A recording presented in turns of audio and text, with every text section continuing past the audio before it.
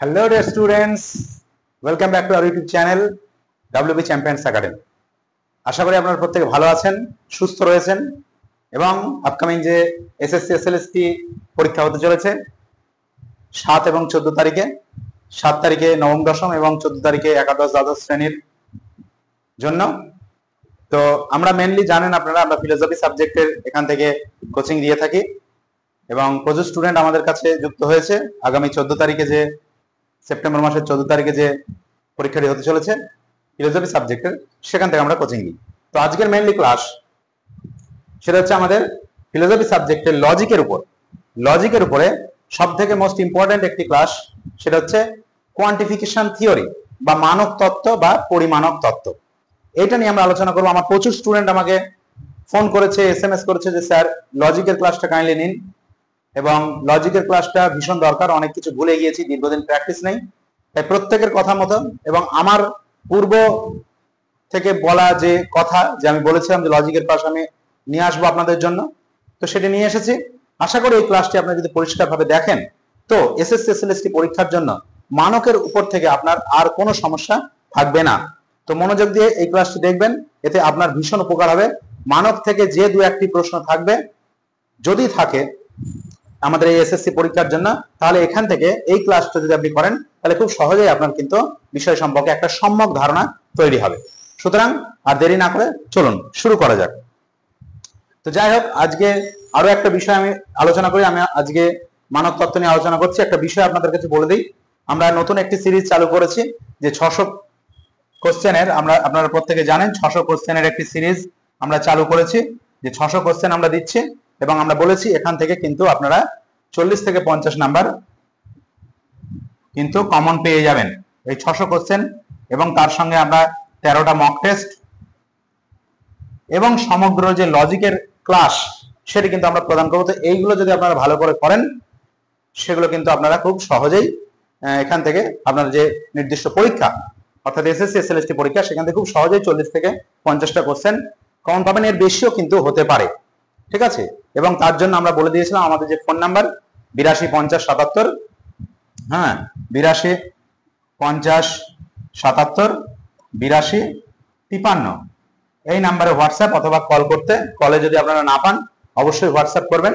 এবং যারা এটা নিতে প্রয়োজন, যাদের মনে হচ্ছে যে দরকার এই শর্ট টাইমে পড়াশোনা করে আপনি কিন্তু এখান থেকে ভালো একটা কোর্স করতে পারেন এবং মানে ভালো একটা মার্কস ক্যারি করতে পারেন এবং কিন্তু পরীক্ষায় কিন্তু সাফল্য পেতে পারেন। এবং আমাদের অলরেডি দেওয়া শুরু হয়ে গেছে, আমরা দিয়ে দিয়েছি। এবং আরেকটা জিনিস আপনাদের বলে দিই, এইগুলো তো থাকছেই, 600 এমসিকিউ বা 600 কোশ্চেন, 13টি মক টেস্ট এবং লজিকের ক্লাস, এর সঙ্গে কিন্তু আমরা স্পেশাল একটা জিনিস আপনাদেরকে আরো দেব, সেটি কিন্তু শুধুমাত্র স্টুডেন্ট যারা তারাই জানতে পারে, ভেরি ভেরি স্পেশাল। সেটা শুধুমাত্র আমাদের যারা স্টুডেন্ট তারাই শুধু সেটা জানবে। সুতরাং যদি আপনার প্রয়োজন হয় অবশ্যই আমাদের সঙ্গে যোগাযোগ করতে পারেন। আমরা এর কোর্স ফি টোটাল লিখেছি আপনার 3000 টাকা, এই কোর্সটার জন্য 3000 টাকা রেখেছি। এবং এটাও বলেছি যদি আপনি এখান থেকে 40-এর কম কোশ্চেন কমন পান, 40-এর কম কোশ্চেন কমন পান, তাহলে কিন্তু আমরা আপনাদের যে এই কোর্স ফি যেটা দিয়ে আপনি এটা ক্রয় করছেন, সেটা সম্পূর্ণরূপে আপনাদেরকে ফেরত দিয়ে দেওয়া হবে। এই সমস্ত কিছু আমার ভিডিও করা আছে, আপনারা দেখে নেবেন। ঠিক আছে, তো আশা করি আপনারা বুঝতে পেরেছেন। তো আমাদের সেই যে এই কোর্সের যে লজিকের ক্লাস, সেটা আজকে থেকে শুরু হচ্ছে এবং আমরা প্রথমে মানকের ক্লাসটা রেখেছি, কারণ মানকের ক্লাসটা অনেকের কাছে কিন্তু একটু জটিল বলে মনে হয়েছে। ঠিক আছে, তো প্রত্যেকটি ক্লাসে আসবে, আপনারা নিশ্চিন্তে থাকুন। তো আরেকটা জিনিস আপনাদেরকে একটু জানাই, সেটা হচ্ছে যারা আমার এই ক্লাসে যুক্ত হয়েছেন তাদের কিছু ফিডব্যাক, তারা কেমন এখান থেকে পাচ্ছে বা তাদের ফিডব্যাকটি কেমন, সেটি আপনাদেরকে একটু দেখানোর চেষ্টা করব। তো প্রথমেই আমি এখানে দেখাবো একজন ব্যক্তি যে আমাদের এখানকার স্টুডেন্ট, তার নাম হচ্ছে মোজাফফর আলম। মোজাফফর আলম কিন্তু আমাদের স্টুডেন্ট, দি চোপড়া, উত্তর দিনাজপুর থেকে ইনি আমাদের সঙ্গে এই কোর্সটি নিয়েছেন এবং সেখানে উনি কি বলছেন আপনাদেরকে একটু দেখিয়ে দেবো।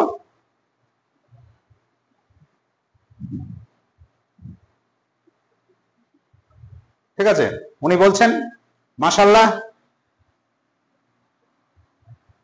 মাশাআল্লাহ, খুব ভালো স্যার। আপনি যদি আপনার কাছে আমি যদি আপনার কাছে আগে থেকে পড়তাম তাহলে আরো অনেকটাই ফলপ্রসূ হতাম। অর্থাৎ ইনি আমার কাছে আগে থেকে পড়েননি, ইনি জাস্ট 600 কোশ্চেন নিয়েছে। তো উনি কি বলছেন চলুন দেখে নেব। উনি আরো বলছেন যে আমি এর আগে বিপিএসসির জন্য 2 জায়গায় কোচিং নিয়েছিলাম, কিন্তু যেমনটা বলেছিল তেমনটা দিতে পারেননি। তাই আমি ভেবেছিলাম যে আর পেটের ভোকে শিক্ষক, তাই ওরা পেটের ভোকে শিক্ষক, মানে উনি অন্য কোনো কোথা থেকে বিপিএসসির জন্য 2 জায়গায় কোচিং নিয়েছিলেন, তাই ওনাদেরকে ওরা পেটের ভোকে শিক্ষক বা এই ধরনের কিছু একটা শব্দ ইউজ করছেন, এর মানে আমি সঠিক জানি না। তো যাই হোক, তারপরে কি লিখছেন, তাই তো আর উঠবেন এখানে, তাই আমার কোচিং এর প্রতি বিশ্বাস উঠে গেছিল। তারপরে তিনি কি লিখছেন, কিন্তু স্যার আপনি তাদের থেকে অনেকটা ব্যতিক্রম এবং আমার চোখে সর্বসেরা। তো এই কথাগুলি উনি লিখছেন। চলুন নেক্সট আর কেউ কিছু লিখেছে কিনা আমরা দেখে নিই। কয়েকটা জিনিস আপনাদের দেখিয়ে দেবো, সেখান থেকে আপনারা, ইনি হচ্ছেন মুজাফফর আলম, ইনি চোপড়া থেকে এরা লিখেছেন, ঠিক আছে। তো পরেরটা আমরা আসবো, তো সেখানে আমরা দেখে নেব যে কি বিষয়বস্তুটা। এছাড়াও ইনি তো গেল, এছাড়া আরো দু একজন লিখেছেন। হ্যাঁ, এসএলএসটি পৃথা সরকার, এই ম্যাডাম কি লিখছেন, ধন্যবাদ, খুব ভালো করে, সরি আমি এটা লিখেছি। উনি লিখছেন, স্যার কোশ্চেন গুলো খুব ভালো হয়েছে, কনফিডেন্স পাচ্ছি স্যার, এইভাবে পাশে থাকার জন্য অনেক ধন্যবাদ। পড়ার জগৎ থেকে অনেক দূরে ছিলাম, আপনার হেল্প না পেলে এই কনফিডেন্স আসতো না যে এক্সামে কিছু করতে পারবো বলে। তো সুতরাং ইনিও আমাদের কাছ থেকে এটা নিয়েছেন এবং ইনি পূর্ব থেকেই আমাদের স্টুডেন্ট। তারপরে আমরা কি জেনে নেবো, আর দু একটা জিনিস আপনাদের দেখাই। তো ইনি পৃথা ম্যাডাম, ইনি এটা লিখেছেন। এরপরে আমরা দেখে নেবো এসএলএসটি মামুন মন্ডল, ইনি কি লিখছেন, sir last minute suggestion notes গুলো এমন ভাবে ক্রিয়েট করেছেন যেগুলি আমাদের ভুলে যাওয়ার থেকে বিরত রাখবে, ঠিক আছে।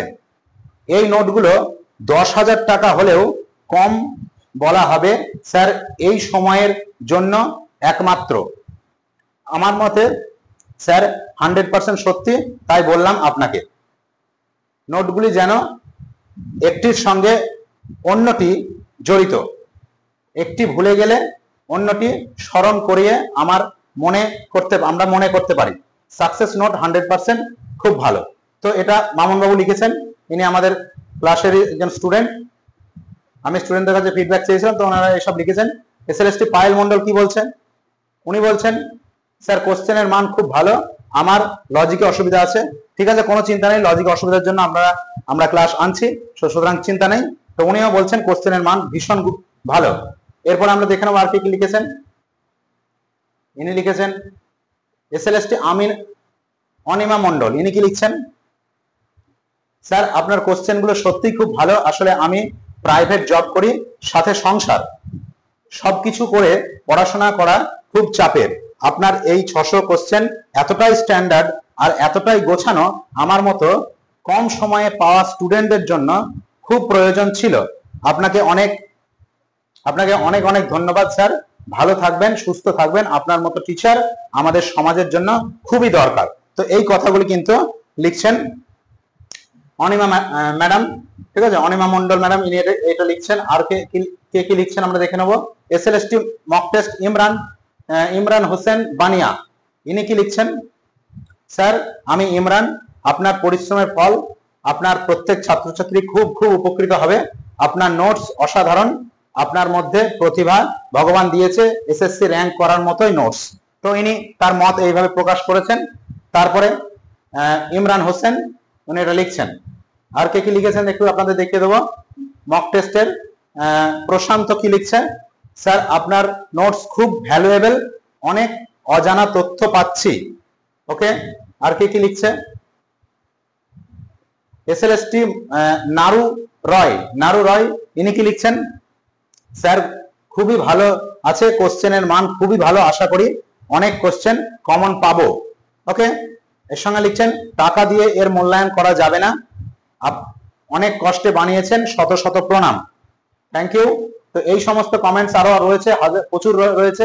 এসএলএসটি রাজিউল ইসলাম, ইনি কি বলছেন, কারণ আমি এদেরকে এসএলএসটি এইভাবে ওনাদেরকে সেভ করা রয়েছে, তো ওনার নাম হচ্ছে রাজিউল ইসলাম। অসাধারণ স্যার প্রশ্নপত্র, এই প্রশ্নপত্রের মূল্য বুঝবে সে হয়তো 3000 কেন 50,000 টাকার বিনিময়েও কাউকে শেয়ার করবে না এক্সামের জন্য। এই প্রশ্নপত্রগুলি অত্যন্ত গুরুত্বপূর্ণ, আর আর আশা করা যায় এখান থেকে সব প্রশ্নপত্র কমন পাওয়া যাবে। এটি রাজিউল ইসলামের ব্যক্তিগত মত, উনি এটা লিখেছেন। আর দু একটা পরে আমি শেষ করব। ম্যাডাম অনামিকা ভুনিয়া, এনার কলকাতাতে বাড়ি, ইনি কি লিখছেন, স্যার আপনার 600 কোশ্চেন সাজেশন এর প্যাটার্নটা এক কথায় অসাধারণ। পুরো সিলেবাসটাই আপনি কমপ্লিট করিয়েছেন, কনসেপ্ট ক্লিয়ার হচ্ছে। প্রথমে ভাবছিলাম হয়তো 100টা করে শুধু প্রশ্ন উত্তর থাকবে, বাট এটা তার থেকে অনেক উপযোগী। সত্যি আপনি এত বড় সিলেবাসটাকে যেন হাতের মুঠোয় নিয়ে এসেছেন, স্যার থ্যাংক ইউ। তো ইনি লিখছেন madam Anamika Bhunia, thank you ma'am. আর কে কি লিখছেন, এসএলএসটি কল্পনা বাসাই, কল্পনা ম্যাডাম এটা লিখছেন, স্যার নমস্কার স্যার, আমি কল্পনা বাসকে, উনি লিখছেন আমি আপনার কোচিং এর ছাত্রী, আপনার এবং ম্যাডামের পড়ানো আমার খুবই ভালো লেগেছে। আপনার নোটস আমাকে অনেক সাহায্য করেছে এই পরীক্ষা প্রস্তুতির জন্য, কিন্তু যেহেতু হার্ডওয়ার্ক করার সময় নেই আমার, তাই আপনার 600 কোশ্চেন সিরিজের সহায়তায় স্মার্ট ওয়ার্ক করতে সুবিধা হচ্ছে। ঠিক আছে, আপনার এই উদ্যোগকে আমি সম্মান জানাচ্ছি। তো ওনাদের এই সমস্ত মত ওনারা দিয়েছেন। আর দু একটা আর অনেক লিখেছে প্রচুর, হ্যাঁ এরকম প্রচুর কথা লিখেছেন। ম্যাডামের নাম লেখা নেই, যাই হোক। ইনি এখানে কি লিখছেন, স্যার কোশ্চেন পেপার গুলো খুবই সুন্দর, এক জায়গায় গুছিয়ে লেখা, আমার পার্সোনালি খুবই ভালো লেগেছে। স্যার লজিকটা একটু দুর্বল মনে হচ্ছে, ওখানে যদি কটা ক্লাস নিতেন খুব ভালো হতো। তো অবশ্যই ক্লাস আমরা নিয়ে আসছি, আপনাদের কোনো চিন্তা করার দরকার নেই। দায়িত্ব যখন নিয়েছি আপনাদেরকে সমস্ত কিছু প্রোভাইড করা হবে, আপনারা শুধু খুব ভালো করে পড়াশোনাটা চালিয়ে যান। আর দু একটা জিনিস আমরা দেখে নেবো। তো এখানে কে লিখছেন, এখানে লিখছেন এসএলএসটি উজ্জ্বল মন্ডল। উজ্জ্বল স্যার আমাদের সঙ্গে প্রথম থেকে যুক্ত রয়েছেন, উনিও 600 কোশ্চেন নিয়েছেন। উনি লিখছেন, স্যার আপনি যে প্রশ্নগুলো দিচ্ছেন তার গুণগত মান সর্বোচ্চ। যদি এই 600টি প্রশ্নের আইটেমগুলো আরো 20 দিন আগে পেতাম, তাহলে পর্ষদকে বলে দিতাম কি প্রশ্ন করবে করুন, আমি তৈরি, জাস্ট এই কথাটাই বলবো। তো এত সুন্দর উনি নিজের ব্যক্তিগত মত প্রকাশ করেছেন।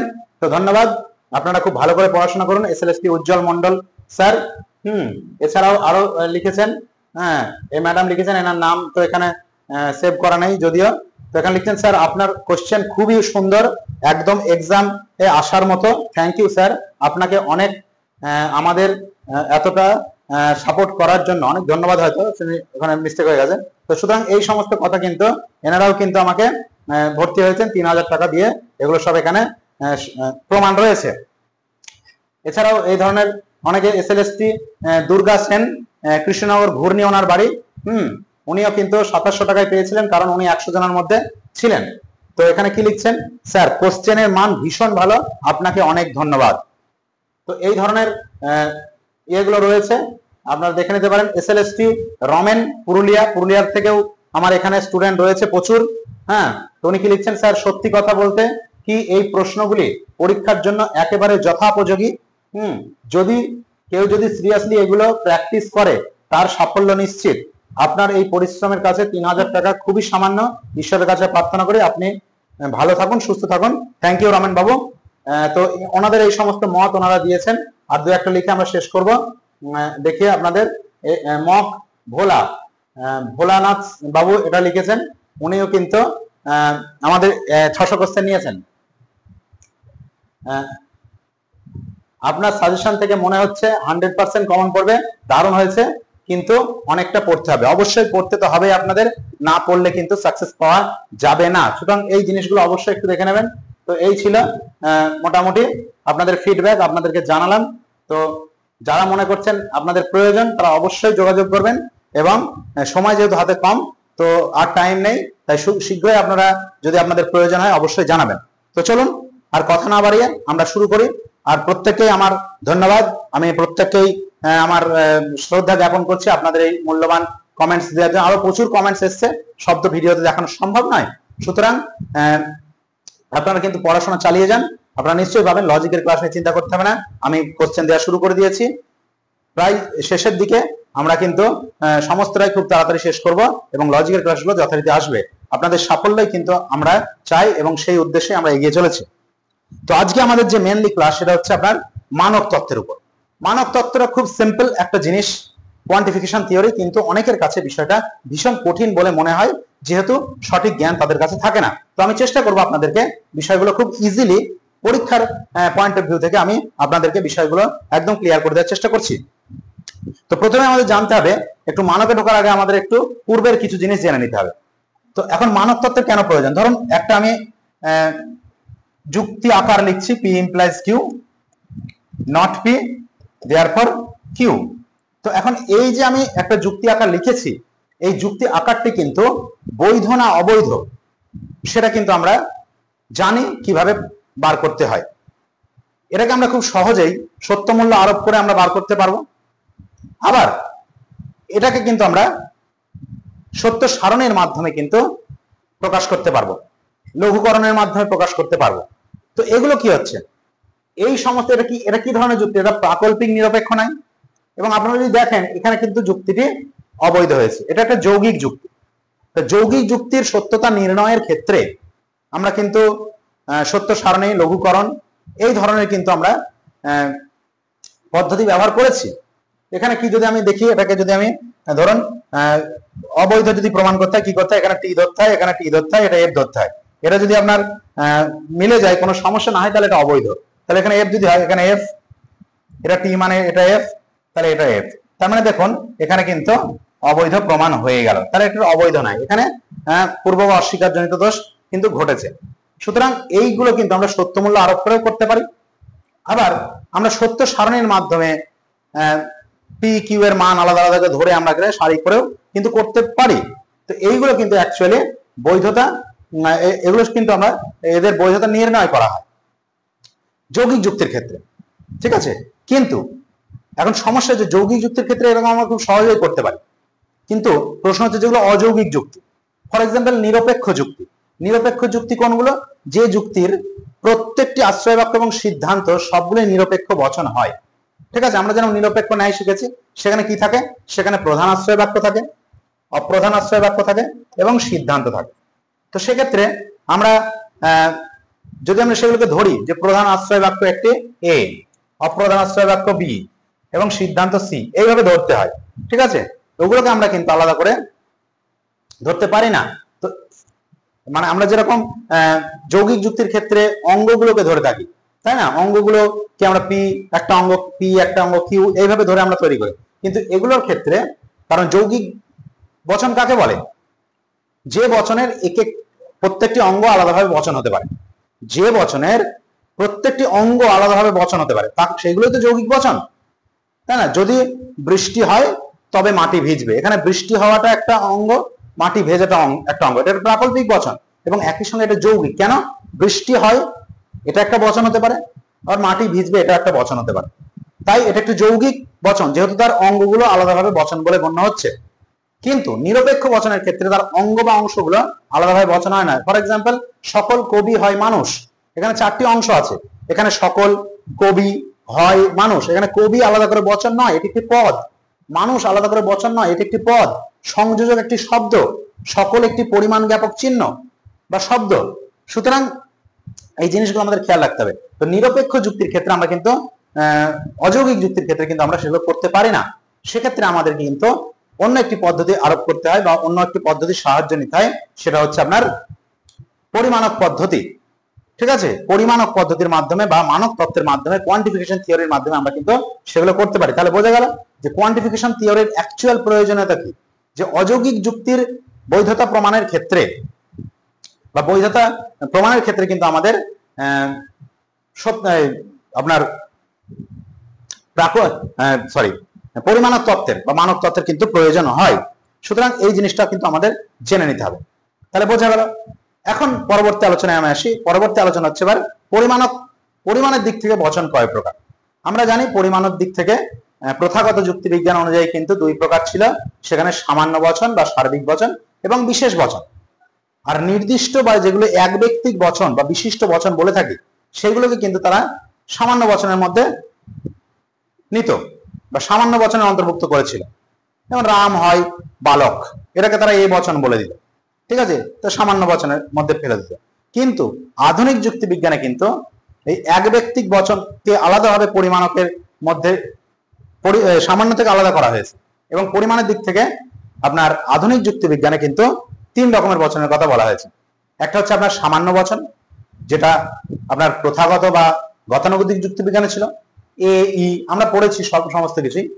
বিশেষ বচনকে এরা নতুন নাম দিচ্ছে অস্তিত্বমূলক বচন, এ আই, এবং এক ব্যক্তিক বচন বা নির্দিষ্ট বচন বা বিশিষ্ট বচন, যেখানে একটি মাত্র ব্যক্তির উল্লেখ থাকে। ঠিক আছে, আমরা জানি আধুনিক যুক্তিবিজ্ঞান অনুযায়ী কিন্তু সামান্য বচনের অস্তিত্বমূলক তাৎপর্য নেই, বিশেষ বচনেরই রয়েছে। তো এখন পরিমাণের দিক থেকে কিন্তু বচন এখানে তিন প্রকার বলা হচ্ছে: সামান্য বচন, অস্তিত্ব সূচক বচন এবং এক ব্যক্তিক বচন। এখন এই ব্যক্তি জিনিসটা কি? ব্যক্তি বলতে আমরা কি বুঝি? ব্যক্তি বলতে আমরা তাকেই বুঝি যে যার প্রতি আমরা কোনো কিছু গুণ আরোপ করি, যার প্রতি আমি কোনো কিছু গুণ আরোপ করি। যখন আমি বলি যে শ্যামল একজন ভদ্রলোক, শ্যামল বাবু একজন ভদ্রলোক, তখন কি শ্যামল বাবুর ওপর, এই ব্যক্তির ওপর কিছু গুণাবলী আমি আরোপ করলাম। কি গুণ আরোপ করলাম? ভদ্রলোক, এটি একটি গুণ আমি আরোপ করলাম। ঠিক আছে, তো ব্যক্তি হচ্ছে তাই যার প্রতি কোনো গুণাবলী আমরা আরোপ করি। ঠিক আছে, তো এটাকে বলে ব্যক্তি। এইবার আমরা চলে আসব যে পরিমাণক পদ্ধতিতে কি করে আমরা প্রথমে আমরা শিখবো বিশিষ্ট বচন বা এক ব্যক্তিক বচনের আপনার পদ্ধতিতে এক ব্যক্তিক বচনকে প্রকাশ করা হয়, সেটা আমরা প্রথমে জেনে নেব। তো নির্দিষ্ট বচনের ক্ষেত্রে আমরা প্রথমে আলোচনা করব নির্দিষ্ট বা বিশিষ্ট বচন। তো প্রথমে আমরা জেনে নেব যে নির্দিষ্ট বচনের ক্ষেত্রে, নির্দিষ্ট বচনের ক্ষেত্রে আমরা যদি একটা উদাহরণ নিই, যে আমি যদি বলি যে আপনার বিবেকানন্দ ভারতীয়, বিবেকানন্দ একজন ভারতীয়, একজন ভারতীয়, বিবেকানন্দ একজন ভারতীয়, স্বামী বিবেকানন্দ একজন ভারতীয়। তো এটা একটা এক ব্যক্তিক বচন। কেন? কারণ এখানে কিন্তু দেখুন একজন পার্টিকুলার ব্যক্তির নাম উল্লেখ আছে। তাহলে এই ধরনের যদি বাক্য পরীক্ষায় আসে, আমি পরিমাণক পদ্ধতিতে কিভাবে সেটাকে সাংকেতিকরণ করব বা তাকে প্রতিকায়িত করব পরিমাণক পদ্ধতির মাধ্যমে, খুব সহজে আমরা জেনে নেব। তার আগে দু একটা জিনিস আমাদের জেনে নিতে হবে, যে এক্ষেত্রে এটি কিন্তু হচ্ছে নির্দিষ্ট একজন ব্যক্তি এবং তার সম্পর্কে একটা আরোপ করা হচ্ছে একজন ভারতীয়। ঠিক আছে, এখন এই নির্দিষ্ট ব্যক্তির ক্ষেত্রে পরিমাণক পদ্ধতিতে যে চিহ্ন ব্যবহার করা হয় সেটা হচ্ছে আপনার এ থেকে শুরু করে আপনার জেড পর্যন্ত, কিন্তু সরি এ থেকে শুরু করে ডব্লিউ পর্যন্ত আপনার অক্ষর নেওয়া হয় এবং সেগুলো ছোট হাতের নেওয়া হয়। কি বললাম? কোন ব্যক্তিকে বোঝানোর জন্য ছোট হাতের বা স্মল লেটার এ থেকে ডব্লিউ পর্যন্ত নেওয়া হয়, এক্স ওয়াই এবং জেড কে নেওয়া হয় না। ওকে, আর এই ব্যক্তিকে যেটা আপনার বিদেহ প্রতীক বা বিদেহে যেটা বলা হচ্ছে সেটাকে বোঝানোর জন্য কিন্তু আপনার এ থেকে জেড পর্যন্ত নেওয়া হয়, এ টু জেড। তাহলে কি বললাম? যদি নির্দিষ্ট বচনের আপনার পরিমাণক পদ্ধতিতে যদি বলে যেটাকে প্রতিকায়িত করতে, তাহলে ব্যক্তির জন্য এ থেকে ডব্লিউ যে কোনো একটি অক্ষর ছোট হাতের নেব এবং একজন ভারতীয় বা যেটা বিদেহ থাকবে, যেটা বিদেহ থাকবে এই বিদেহ পদ বা তার গুণকে বোঝানোর জন্য কিন্তু আমরা বিদেহ প্রতীক হিসাবে আমরা কিন্তু এ থেকে জেড পর্যন্ত ক্যাপিটাল লেটারের অক্ষর আমরা নেব যে কোনো একটি। ওকে ওকে, তাহলে চলুন আমরা যদি এখন এই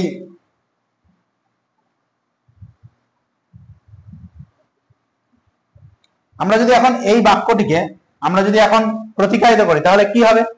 আরেকটা জিনিস জেনে নিতে হবে এই প্রতিকায়িত করার ক্ষেত্রে। তাহলে আমরা কি জানলাম? যে এ থেকে জেড, এ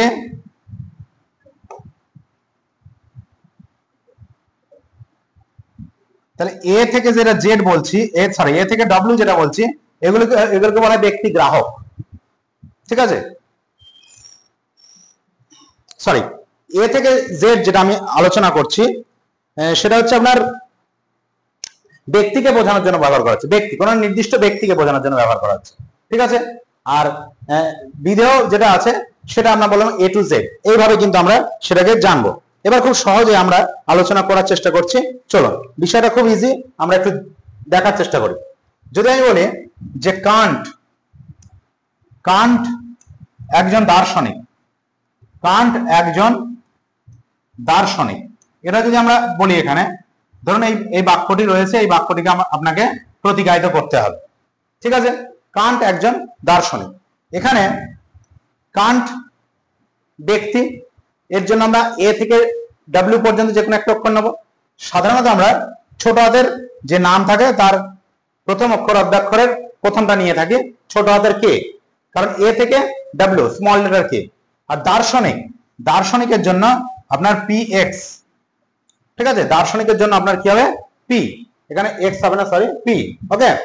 দার্শনিকের জন্য আমরা নিলাম পি, কেন? কারণ হচ্ছে একটু আগে বললাম বিধেয়ের জন্য এ থেকে জেড পর্যন্ত যে কোনো একটি নিতে হবে, ঠিক আছে। এখানে পি এক্স আমি একটু ভুল লিখেছিলাম, সেটা আমরা পরে আলোচনা করব। তো কান্ট একজন দার্শনিক, তাহলে এক্ষেত্রে আমরা যদি এটাকে মানকে প্রতিকায়িত করি তাহলে কি হবে? তাহলে সেটা হয়ে যাবে আপনার পি কে, কি হবে পি কে।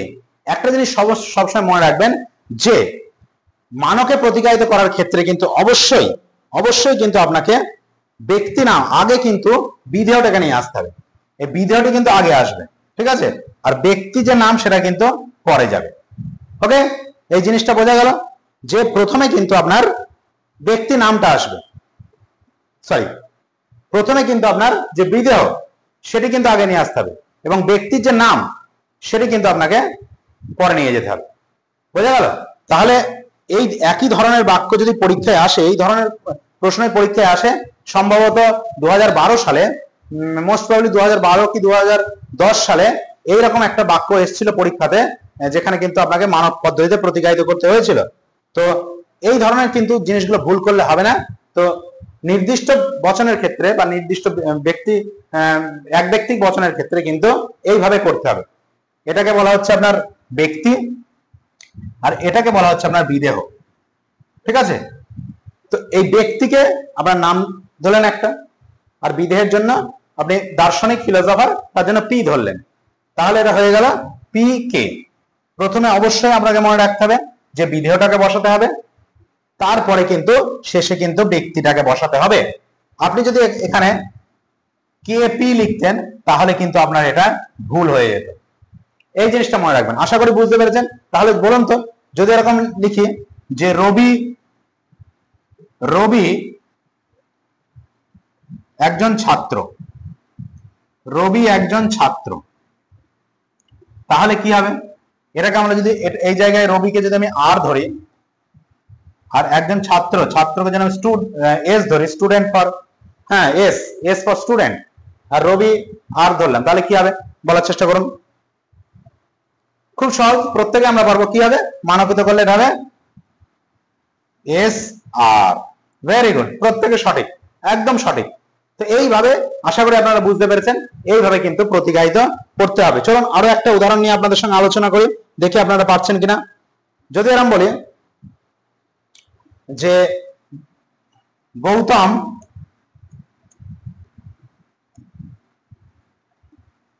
একজন নৈয়ায়িক,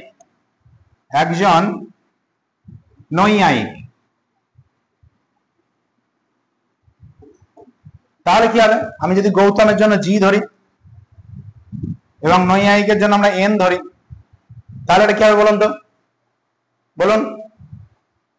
অসাধারণ, এই তো একদম ঠিক বলেছেন। তাহলে এর উত্তর কি হবে? এন জি, একদমই তাই। তাহলে পরিষ্কার হয়ে গেছে প্রত্যেকের কাছে। আশা করি এবার আপনারা সকলে পারবেন। যদি নির্দিষ্ট কোনো ব্যক্তি দিয়ে দেয় এবং তার প্রতিকায়িত করতে দেয়, এবং এটাই কিন্তু খুব গুরুত্বপূর্ণ, এই জায়গায় অনেকে ভুল করে, এই জায়গাতেই ভুল হয় বলে এই ধরনের প্রশ্ন কিন্তু সম্ভবত 2012 সালে আমার যতদূর মনে পড়ছে, এই ধরনের একটি যখন এমসিকিউ সিস্টেম ছিল না, তখন আমাদের এসএকিউ লিখতে হতো 2 নম্বরের, তখন কিন্তু এরকম একটা এসেছিল। তো এই ধরনের জিনিসগুলো অবশ্যই মাথায় রাখবেন, এগুলো কিন্তু ইম্পর্টেন্ট। তো চলুন, তাহলে নির্দিষ্ট ব্যক্তি সম্পর্কে আমরা জানলাম। এইবার যদি আমরা পরবর্তী স্টেপে আসি, যে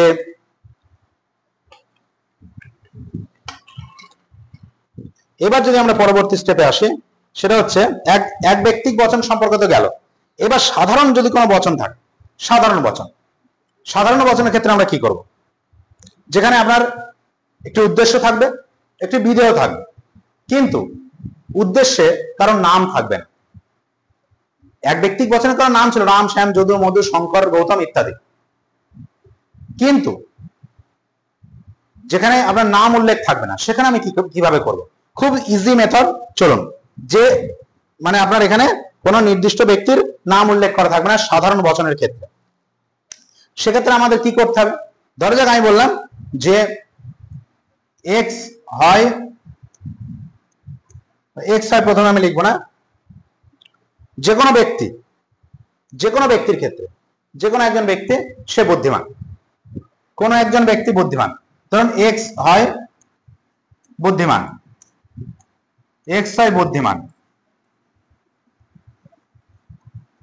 এখানে কি হচ্ছে? এক্স, এই এক্স যাকে নির্দেশ করছে কোন একটা পার্টিকুলার ব্যক্তি কিন্তু নির্দেশ করছে না।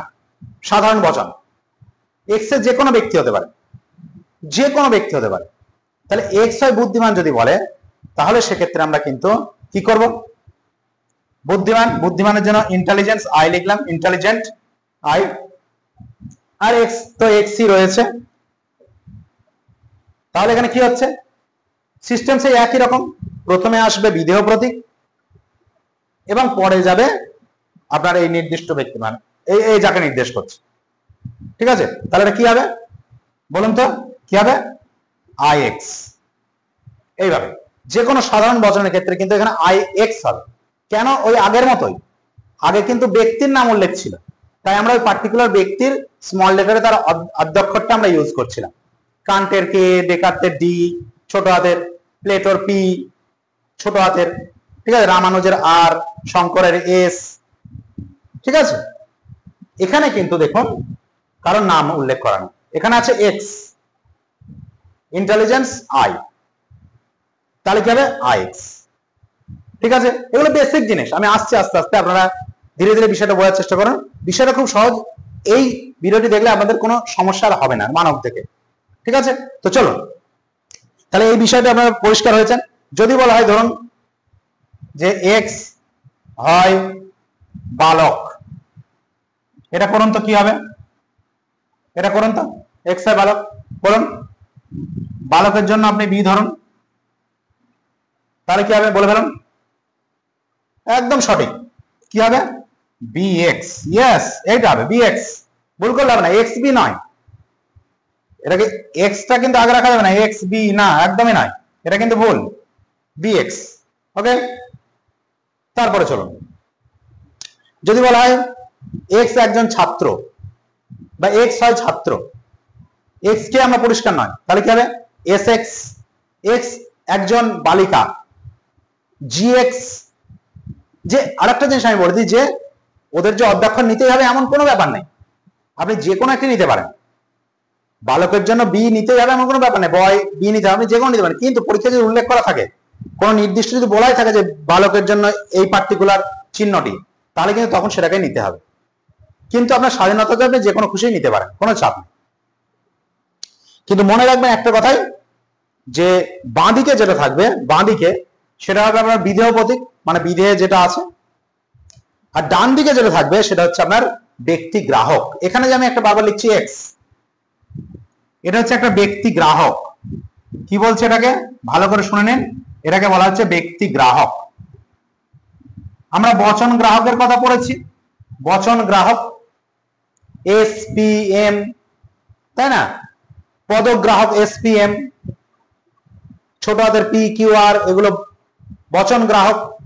এস পি এম পদ গ্রাহক, টার্ম ভেরিয়েবল, ঠিক আছে, propositional variable, individual variable, that is x. অর্থাৎ এক্স যে কোনো ব্যক্তিকে গ্রহণ করতে পারে। এক্স একজন শিক্ষক, প্রতিকায়িত রূপ কি? টিএক্স। ইটস ওকে, বুঝতে পারছেন? সুতরাং এক্স হচ্ছে ব্যক্তি গ্রাহক, যে কোনো ব্যক্তিকে বোঝাতে পারে। কিন্তু যদি বলে দেয় যে অমল একজন শিক্ষক বা রাহুল একজন শিক্ষক, ঠিক আছে, সেক্ষেত্রে কিন্তু আপনার এই এক্স এর জায়গায় নাম চলে এলো, তখন সেই এক্স এর জায়গায় আপনাকে পার্টিকুলার নামটা ইউজ করতে হবে। বুঝতে পারছি? ধরো যে আমি বললাম এক্স একজন শিক্ষক, টি এক্স। কিন্তু যদি বলি আমি যে অরূপ একজন শিক্ষক, অরূপ একজন শিক্ষক, তাহলে কি হবে? টি এ। বুঝতে পারছেন? এই বেসিক পার্থক্যটা আশা করি আপনারা বুঝতে পেরেছেন। না বুঝতে পারলে আমাকে কমেন্ট করবেন এবং বলবেন যে আপনারা বুঝতে পারছেন কিনা। তাহলে এক্স হচ্ছে ব্যক্তি গ্রাহক, অর্থাৎ গ্রাহক মানে যা গ্রহণ করতে পারে। এখানে ব্যক্তি গ্রাহক মানে একজন ব্যক্তিকে গ্রহণ করতে পারে। এক্স এক্স যে কোনো ব্যক্তিকে গ্রহণ করতে পারে, সে রাম, শ্যাম, যদু, মধু, অরূপ, অমল, বিকাশ, শ্যামল, যে কাউকে গ্রহণ করতে পারে। ঠিক আছে, তাহলে আমরা শিখলাম যে কিভাবে আমরা একটা বিশিষ্ট বচন বা এক ব্যক্তিক বচন এবং সাধারণ বচনকে আমরা প্রকাশ করতে পারি। এইবার আমরা যেটা নিয়ে আলোচনা করব সেটা হচ্ছে বচনাপেক্ষক। One of the most important topic in this chapter, বচনাপেক্ষক। সেই বচনাপেক্ষক যেটা আমাদের গুরুত্বপূর্ণ সেইটা এবার আমরা জেনে নেব। ঠিক আছে, বচনাপেক্ষক, বচন এবং অপেক্ষক, প্রপোজিশনাল ফাংশন। চলুন শুরু করা যাক। বচনাপেক্ষক জিনিসটা কি? অনেকে বুঝতে পারেন না, কিন্তু আমি সেইগুলোকে খুব সহজে আপনাদেরকে বোঝানোর চেষ্টা করছি। বচনাপেক্ষক, দেখুন বচনাপেক্ষক জানতে গেলে আমাদের প্রথমে জানতে হবে অপেক্ষক কি। অপেক্ষক মানে হচ্ছে যা কোনো কিছুর অপেক্ষায় থাকে। ধরে যাক আমি লিখলাম বি ইমপ্লাইজ ড্যাশ। ঠিক আছে, পি ইমপ্লাইজ ড্যাশ। তো এখন এখানে ইমপ্লাইজ বা হর্ষু বা নাল, এর মূল্যটা কি হবে আমরা জানি না। সেখানে এই যে শূন্যস্থানে কোনো একজন ব্যক্তির অপেক্ষায় রয়েছে, তাহলে পি হচ্ছে এইটার অপেক্ষক। এই পার্টিকুলার জায়গায় কি বসবে সেইটার অপেক্ষক হচ্ছে আপনার পি। ঠিক আছে, অপেক্ষক তাহলে বোঝা গেল যা কোনো কিছুর অপেক্ষায় থাকে। সত্যাপেক্ষক কি? যা সত্যের অপেক্ষায় থাকে, দ্যাট ইজ সত্যাপেক্ষক। সত্যাপেক্ষ বচনের আকারকে বলা হয় সত্যাপেক্ষক, যা কোনো কিছুর সত্যের অপেক্ষায় থাকে। ফর এক্সাম্পল আমি ছোট্ট করে একটা উদাহরণ দিই, সেটা হচ্ছে আপনার, আমি যদি এরকম বলি যে পি ভেল কিউ, এর সত্য মূল্য কি হবে? এর একটা সত্যাপেক্ষক, এর সত্য মূল্য জানার চেষ্টা করছে, এর সত্য হবে না মিথ্যা হবে। অর্থাৎ এখানে ভেল সত্য না মিথ্যা এটা আমরা জানি না। যে বচনাকারের সত্য মূল্য তার অঙ্গের সত্য মূল্যের উপর ডিপেন্ড করে, বা যে বচনের সত্য মূল্য তার অঙ্গের সত্য মূল্যের উপর নির্ভর করে, তাকে বলে সত্যাপেক্ষ বচন। আর সেই আকারটি, সত্যাপেক্ষ বচনের আকারটিকে বলে সত্যাপেক্ষক, ট্রুথ ফাংশন। ওকে, তো এখানে দেখুন এই ভেলটা টি হবে নাকি এফ হবে সেটা ডিপেন্ড করছে কিন্তু এইটা এবং এইটার সত্য মূল্যের উপর। এখন দুটোই যদি এফ হয়ে যায়, পিও এফ কিউ এফ, তাহলে এফ হয়ে যাবে। আর পি বা কিউ এর মধ্যে যদি কোনো একটি সত্য হয়ে যায় তাহলে এটা কিন্তু সত্য হয়ে যাবে। আমরা ভেলের নিয়ম শিখেছি, পড়েছি, জানি। তাহলে এটা হচ্ছে সত্যাপেক্ষক। এখন আমাদের যেটা জানতে হবে সেটা হচ্ছে বচনাপেক্ষক।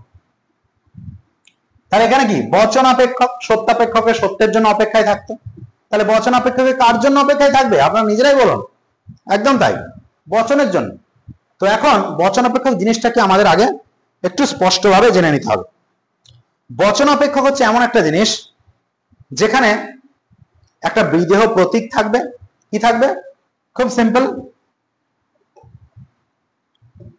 বিদেহ প্রতীক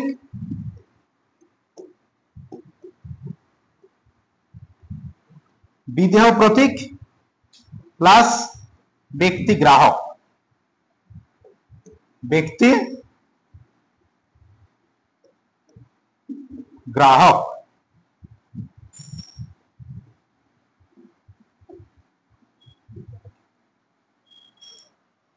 সরি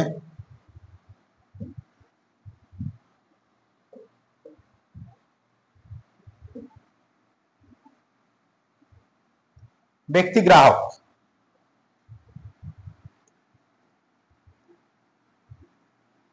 তাহলে বচনাপেক্ষকে এই দুটো জিনিস থাকে, বিধেয় প্রতীক এবং ব্যক্তি গ্রাহক। ব্যক্তি গ্রাহক তো আমি বলে দিয়েছি একটু আগে, ব্যক্তি গ্রাহক হচ্ছে আপনার এক্স, এক্স ধরুন ব্যক্তি গ্রাহক, ওকে। আর বিধেয় প্রতীক একটু আগে আমরা বলছিলাম যে এক্স একজন ছাত্র, তো ছাত্রের জন্য আমরা বলেছিলাম এস এক্স, একটু আগেই করলাম। এক্স একজন বালক, বি এক্স। তাহলে এক্স হচ্ছে কি বললাম একটু আগেই, বচন গ্রাহক, এবং বি হচ্ছে বিধেয় প্রতীক। তাহলে বচনাপেক্ষক কি, যার একটি বিধেয় প্রতীক থাকবে এবং একটি ব্যক্তি গ্রাহক থাকবে। তার মানে বি এক্স, এস এক্স, এগুলো হচ্ছে বচনাপেক্ষক। বুঝতে পেরেছেন? আবার বলছি, বচনাপেক্ষক হচ্ছে তাই যেখানে একটা বিধেয় প্রতীক এবং একটি ব্যক্তি গ্রাহক কিন্তু থাকবে।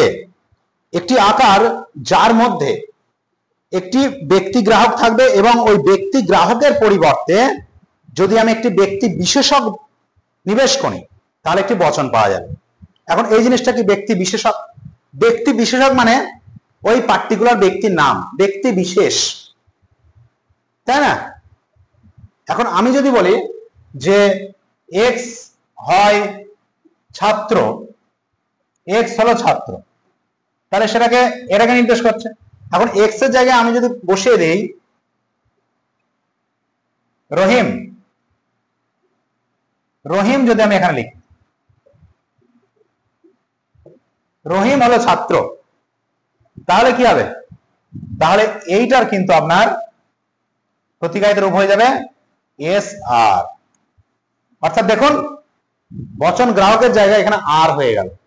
অর্থাৎ বচনাপেক্ষক হচ্ছে তাই যার বিধেয় প্রতীক এবং ব্যক্তি গ্রাহক থাকবে, এবং ব্যক্তি গ্রাহকের জায়গায় আমরা যদি একটি ব্যক্তি বিশেষক নিবেশ করি তাহলে একটি বচন পাওয়া যাবে। খুব সহজে বিষয়টা বোঝার চেষ্টা করি। তাহলে দেখুন, পি এক্স, এটি কি? এটি একটি বচনাপেক্ষক, কিন্তু এই এক্স এর জায়গায় আমি যদি বলি, আমি বললাম এক্স হয় একজন দার্শনিক, তাহলে পি এক্স। কিন্তু আমি যদি বলি যে স্পিনোজা হয় একজন দার্শনিক, তাহলে কি হয়ে যাবে? তাহলে সেক্ষেত্রে হয়ে যাবে পি এস, স্পিনোজা, নাম বলে দিলাম। তাহলে এস এর জায়গায় আমি, এক্স এর জায়গায় একজন পার্টিকুলার ব্যক্তি চলে এলো এস, তাহলে এক্স এর জায়গায় আমি লিখলাম এস। তাহলে এটা হচ্ছে আপনার বচনাপেক্ষক। কেন বচনাপেক্ষক? কারণ এর একটি বিধেয় প্রতীক রয়েছে পি, আর একটি ব্যক্তি গ্রাহক রয়েছে, এবং এই ব্যক্তি গ্রাহকের জায়গায় দেখুন আমি এস নিবেশ করেছি, ফলে কি পেয়েছি? এটি একটি বচন। তাহলে এটি একটি বচন হচ্ছে, আর এটা হচ্ছে বচনাপেক্ষক। তাহলে বচন থেকে বচনাপেক্ষক কিন্তু আমরা বার করতে পারলাম, সরি, বচনাপেক্ষক থেকে আমরা কিন্তু বচন পেলাম। কিভাবে পেলাম? নিবেশন প্রক্রিয়ার দ্বারা। কোথায় নিবেশন? ব্যক্তি গ্রাহকের জায়গায় আমরা ব্যক্তি বিশেষক নিবেশ করলাম এবং তার বিনিময়ে কিন্তু আমরা বচন পেলাম। তাহলে বুঝতে পারলেন বচনাপেক্ষক থেকে বচন বার করার নিয়ম কি? ব্যক্তি গ্রাহকের জায়গায় কোন একজন ব্যক্তি বিশেষক বা ব্যক্তিকে বসানো বা নিবেশ করা। ঠিক আছে? তাহলে বুঝতে পারা গেল বচনাপেক্ষক জিনিসটা কি, বচন জিনিসটা কি। খুব ইম্পর্টেন্ট, ভালো করে মনে রাখবেন। বচনাপেক্ষকে ব্যক্তি প্রতীক, মানে সরি, বিধেয় প্রতীক এবং ব্যক্তি গ্রাহক থাকে, কিন্তু বচনে বিধেয় প্রতীক এবং ব্যক্তি বিশেষক থাকে। এটা হচ্ছে আপনার, ঠিক আছে, এইটা হচ্ছে আপনার বিধেয় প্রতীক, আর এটা হচ্ছে আপনার ব্যক্তি বিশেষক। ওকে, আশা করি বুঝতে পেরেছি। এইবার বচনাপেক্ষক আর বচনের সম্পর্ক নিয়ে যদি কথা বলতে হয় তাহলে কিন্তু আমরা জানলাম যে কোন একটা আমি লিখি যে এস এক্স আর এস পি, ছোট হাতের পি, তাহলে এটা বচনাপেক্ষক, এটা বচন, এটা বচনাপেক্ষক, এটা বচন। বচনাপেক্ষক কিন্তু সত্য বা মিথ্যা হতে পারে না, কারণ ওখানে পার্টিকুলার কোনো ব্যক্তির নাম উল্লেখ থাকে না। কিন্তু বচন সত্য বা মিথ্যা হতে পারে, আমরা প্রথম থেকে ছোট থেকে শিখে আসছি। এটা একটা গুরুত্বপূর্ণ পার্থক্য, অবশ্যই কিন্তু আমাদের এটা কিন্তু মনে রাখতে হবে। তাই এই জিনিসগুলো কিন্তু আপনাদের ভুললে হবে না। ওকে, তাহলে বচনাপেক্ষক এবং বচনের মধ্যে রিলেশনটা আপনারা আশা করি বুঝতে পেরেছেন? এবং বচনাপেক্ষক থেকে আমরা বচন কি করে পাই? বচনাপেক্ষকের ব্যক্তি গ্রাহকের স্থানে ব্যক্তি বিশেষক নিবেশ করলে আমরা বচন পেতে পারি। ওকে ওকে, এবার আমরা চলে আসব পরবর্তী অংশে। সেটা হচ্ছে মুক্ত গ্রাহক আর বদ্ধ গ্রাহক। জিনিসটা ইম্পর্টেন্ট, একটু জানতে হবে। মুক্ত গ্রাহক কি? যে গ্রাহকের পরিধি কিন্তু মানকের পরিধির মধ্যে। তার আগে আমরা আরেকটু আলোচনা করে নিয়ে তারপর আমরা এটার মধ্যে আসব, নিশ্চিন্তে থাকুন। এবার আমরা আলোচনা করব সরল বিদেহ। কি আলোচনা করব? সরল বিদেহ।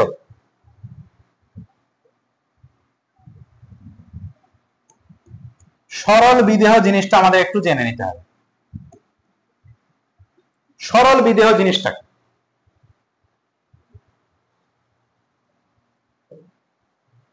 সরল বিদেহ জিনিসটা কি? ওই যে চলে গিয়ে যায়।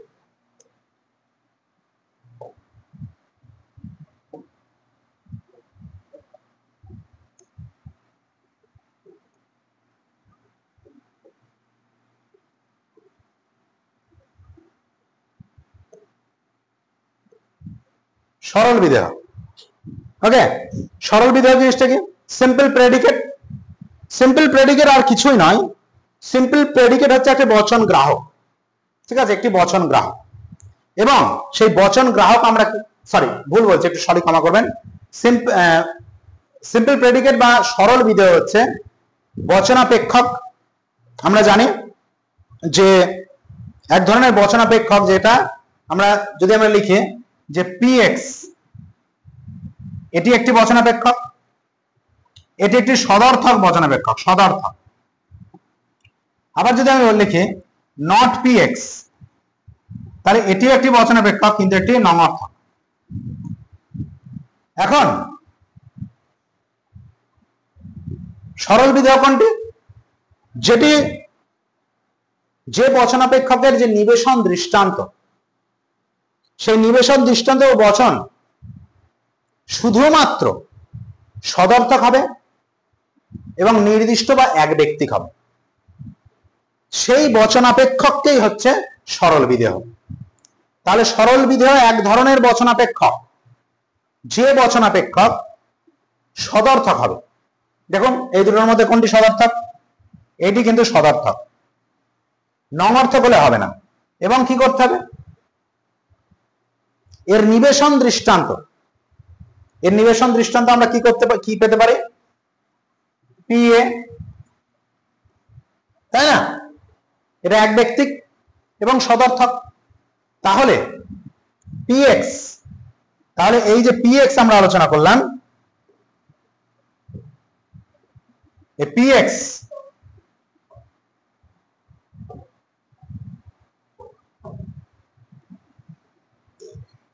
পিএক্স এটি কিন্তু হয়ে যাচ্ছে আপনার সরল বিদেহ। নট থাকলে হবে না, নেগেশন থাকলে হবে না। তাহলে সরল বিদেহ আপনারা আশা করি বুঝতে পেরেছেন। আরো সহজে বলি যে সরল বিদেহ হচ্ছে এমন বচনাপেক্ষক যেটি সদর্থক হবে এবং যার নিবেশন দৃষ্টান্ত বা বচনটি এক ব্যক্তিক হবে। ওকে, তাহলে এটি আমাদের বোঝা গেল। এইবার আমরা আলোচনায় আসব যে সামান্য বচন ও বিশেষ বচনের সংকেত রূপ আমরা কিভাবে দেব। খুব ইম্পর্টেন্ট, যেটা আমাদের পরীক্ষার জন্য গুরুত্বপূর্ণ। সামান্য বচন বা বিশেষ বচন। কারণ সামান্য বচনের জন্য আমরা প্রত্যেকে জানি যে একটি বিশেষ পরিমাণ জ্ঞাপক চিহ্ন ইউজ করা হয়, সেটা হচ্ছে এই চিহ্ন সামান্য বচনের জন্য। ওকে, সামান্য বচনের জন্য কিন্তু এই চিহ্নটি আমরা ইউজ করে আমরা জানি।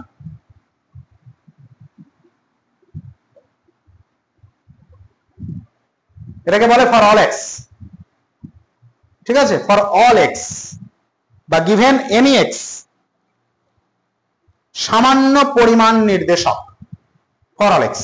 আর বিশেষ পরিমাণ নির্দেশক কেমন? For some x, for some x, অন্তত একটি এক্স এর ক্ষেত্রে।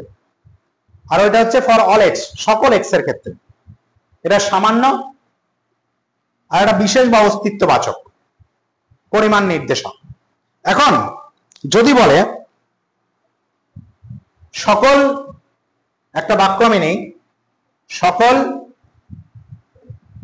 এক্স হয় পূর্ণ, সকল এক্স হয় পূর্ণ, তাহলে সেক্ষেত্রে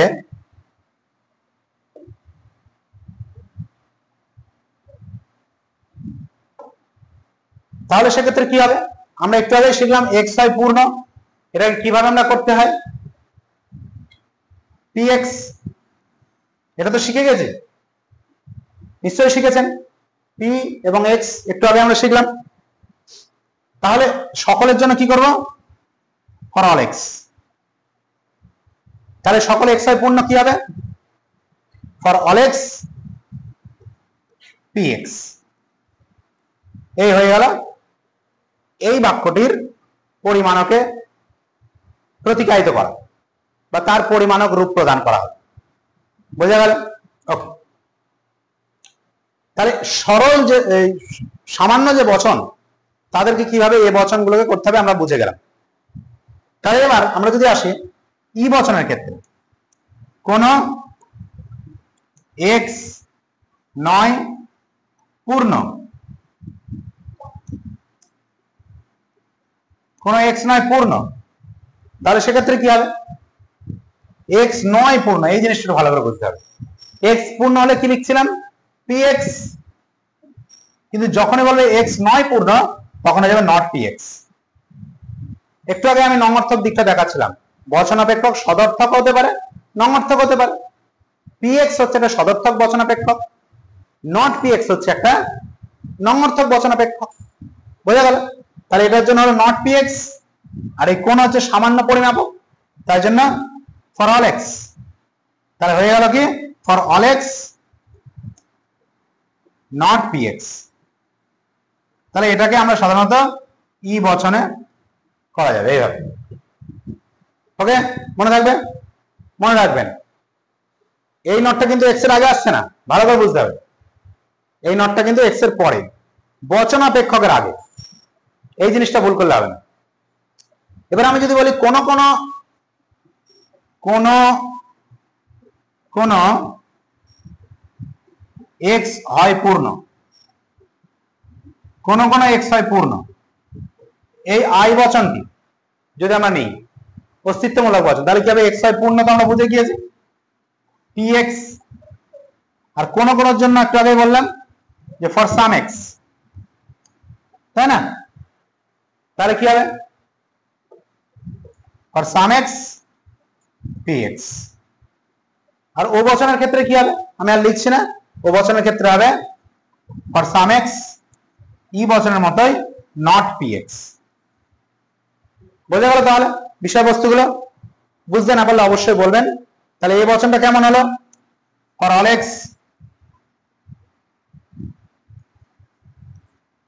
এক্স পি এক্স। ই বচনটা কেমন হলো, for all x not P x. I বচনটা কেমন হলো, for some x P x. এবং ও বচনটা কেমন হলো, for some x not P x. Okay, এখন P x A E I O, বুঝতে পারা গেল? ওকে, চলুন তাহলে এই জিনিসটা আমাদের কাছে পরিষ্কার হয়ে গেল। আর একটা জিনিস খুব ইম্পর্টেন্ট, আমরা একটু আলোচনা করবো, ভালো করে বুঝবেন। এখন কিছু রুলস আছে, 4টে রুলস আমাদের কিন্তু একটু জেনে নিতে হবে এই বিষয়ে। সেই রুলস গুলো কি কি, খুব ইম্পর্টেন্ট, একটু মনোযোগ দিয়ে শুনবেন। পরিমাণকের নিষেধের সূত্র, নেগেশন অফ কোয়ান্টিফায়ার। পরিমাণকের নিষেধ জিনিসটাকে খুব ইজি বোঝার চেষ্টা করুন। দেখুন, আমরা প্রত্যেকে জানি যে এ বচন এর বিরোধী বচন কি, এর বিরোধী বচন ও বচন। তাহলে এ বচনকে যদি আমি নিষেধ করি তাহলে কি বচন পাওয়া যাবে, ও বচন পাওয়া যাবে। কারণ এ যদি সত্য হয় তাহলে ও কি হয়, মিথ্যা হয়। তাহলে এ যদি ধরুন সত্য, এ সত্য, এ হচ্ছে আপনার সত্য, তাহলে নট এ কি হবে, মিথ্যা, ঠিক কিনা? বুঝতে পারছি তো? এ যদি সত্য হয় তাহলে নট এ মিথ্যা হয়ে যাবে, আর এ যদি সত্য হয় তাহলে ও কি হয়? মিথ্যা হয়। তাহলে দেখুন ও এর মান যা, নট এ এর মান তাই হয়ে যাচ্ছে, তাই তো? তার মানে নট এ আর ও এর মান সমতুল্য। তাহলে আমরা লিখতে পারি নট এ ইকুইভ্যালেন্ট বা ট্রিপল বার ও। পরিষ্কার? বোঝা গেল না বুঝতে পারছেন? নিশ্চয়ই বুঝতে পারছি। তাহলে আমরা এভাবে কি লিখতে পারি? তাহলে কিন্তু আমরা এভাবে পরিষ্কার বিষয়টা লিখতে পারি যে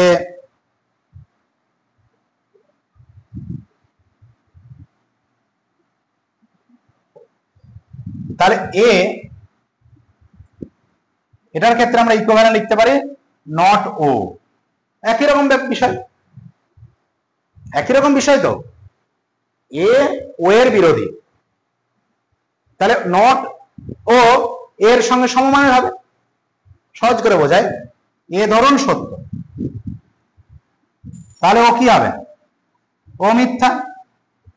তাহলে নট ও কি হবে? ও যদি মিথ্যা হয় তাহলে নট ও সত্য হয়ে যাবে। তাহলে এর যা মান, নট ও এর তাই মান। বুঝতে পারলাম?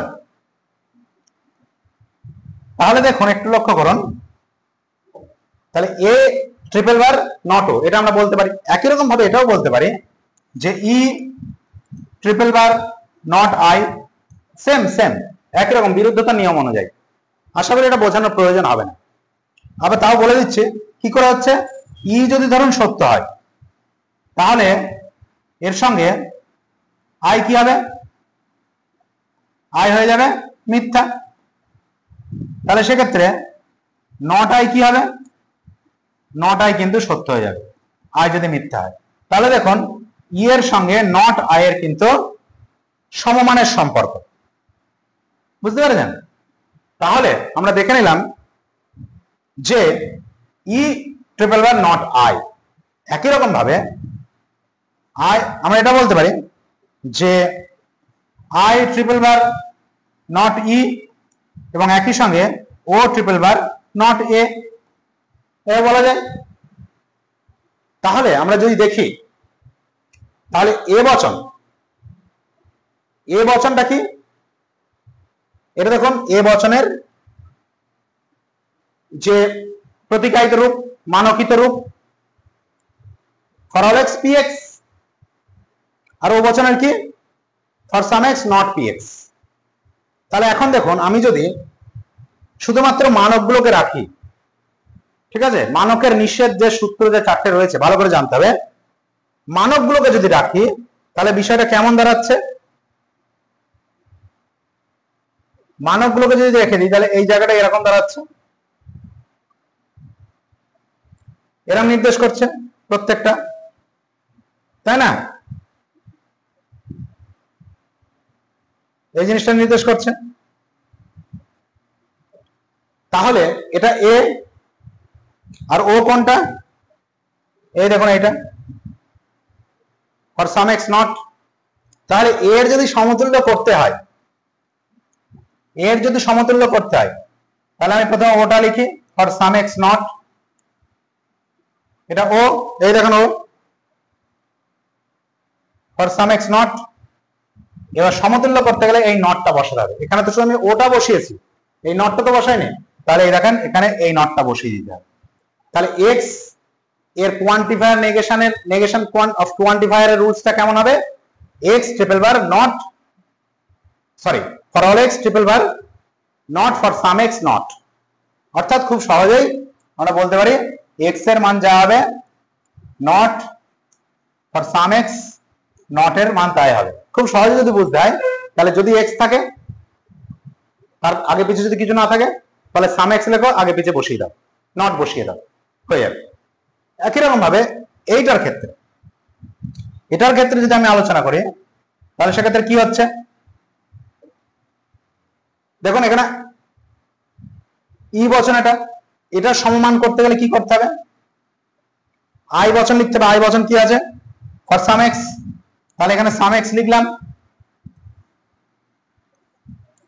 এবং তার আগে নট বসালাম, এই দেখো। তাহলে কি হলো, তাহলে এক্ষেত্রে কি বোঝা গেল, যদি এক্স থাকে, এক্স নট হয়, তাহলে সেটা কি হবে, এর সমমানটা কেমন হবে, not some x. For all x not থাকলে equivalent not some x I বছর। তাহলে দেখুন এখানে যদি ডান দিকে থাকে, তার কোয়ান্টিফায়ার নেগেশনে কি করতে হবে, সাম এক্স লিখে তার বাঁ দিকে নট বসিয়ে দিতে হবে। ঠিক আছে, তাহলে আপনারা বলুন তো এই বাকিগুলোর ক্ষেত্রে কি হবে, এই যে বাকিগুলো, এই আই এর ক্ষেত্রে কি হবে, সাম এক্স এর ক্ষেত্রে দেখুন খুব ইজি। সাম এক্স এর ক্ষেত্রে দেখুন, আমরা যদি রুলসে নাও যাই তাহলে কি করব, ফর অল এক্স লিখবো, আগে পিছে দুটো বসিয়ে দেবো। এবার দেখুন এটা সত্যি হলো কিনা, ঠিক হলো কিনা। ফর সাম এক্স মানে আই বচন, ই বচনটা কি ছিল, দেখুন ই বচনটা এটা ছিল, অল এক্স নট, এখানে অল এক্স নট লিখেছি, এই দেখেন নট আগে আছে তাই নট বসিয়ে দিলাম। তাহলে তারপরে এটা সমমানের হলো, বুঝতে পারলেন। তাহলে quantifier of negation, negation of কোয়ান্টিফায়ারের জন্য এই রুলস গুলো। আর লাস্ট ই তে কি আছে, ফর সাম এক্স নট, তাহলে এটাকে কোয়ান্টিফায়ার করলে কি হবে, আমরা যদি এইভাবে বসিয়ে দিই, অর্থাৎ সাম এক্স ছিল এর ডান দিকে ছিল, এটাকে অল এক্স করে দেবো, বাঁ দিকে করে দেবো, দেখি ঠিক হচ্ছে কিনা। এটা ও বচন সাম এক্স নট, তাহলে এটাকে কি করবো, এ বচন করে তাকে ডান দিকে করে দেবো, সরি এখানে ডান দিকে ছিল তাকে বাঁ দিকে করে দেবো, তাই করলাম, দেখি ঠিক হচ্ছে কিনা। ও বচন, দেখুন ও বচন এ হচ্ছে দেখুন এইটা সাম এক্স, তার বাঁ দিকে নট বসিয়ে দিলাম, এই বোঝা গেল। তাহলে এই চারটে রুলস কিন্তু ভেরি ভেরি ইম্পর্টেন্ট, মনে রাখবেন। বিষয়টিকে এবার ছোট্ট করে বলে দিই, যদি ফর অল এক্স থাকে, এটার কোয়ান্টিফায়ার নিয়ম হচ্ছে ফর সাম এক্স লিখবেন, এদিকে একটা বসাবেন, এদিকে একটা বসাবেন। এখানে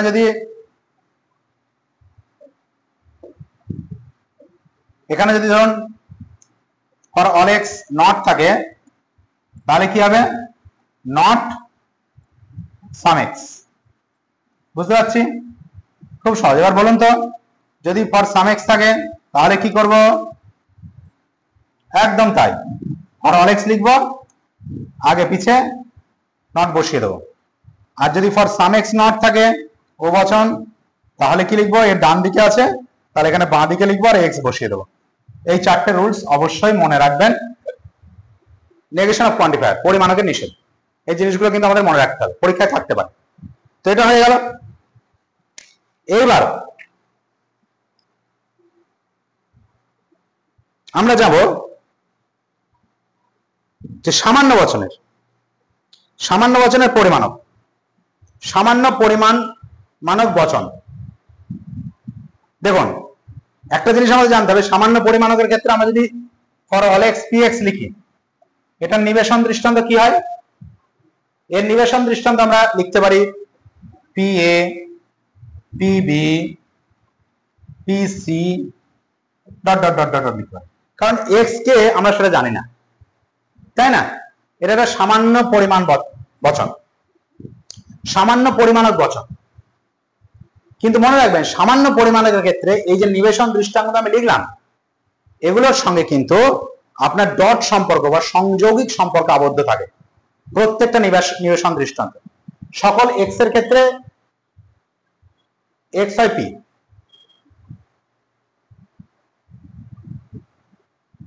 ঠিক আছে।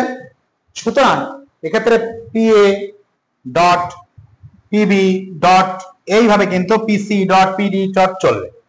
অর্থাৎ আপনার সামান্য পরিমাণকের ক্ষেত্রে যে নিবেশন দৃষ্টান্তগুলো, সেগুলো সংযৌগিক আকারে কিন্তু একে অপরের সঙ্গে যুক্ত থাকে।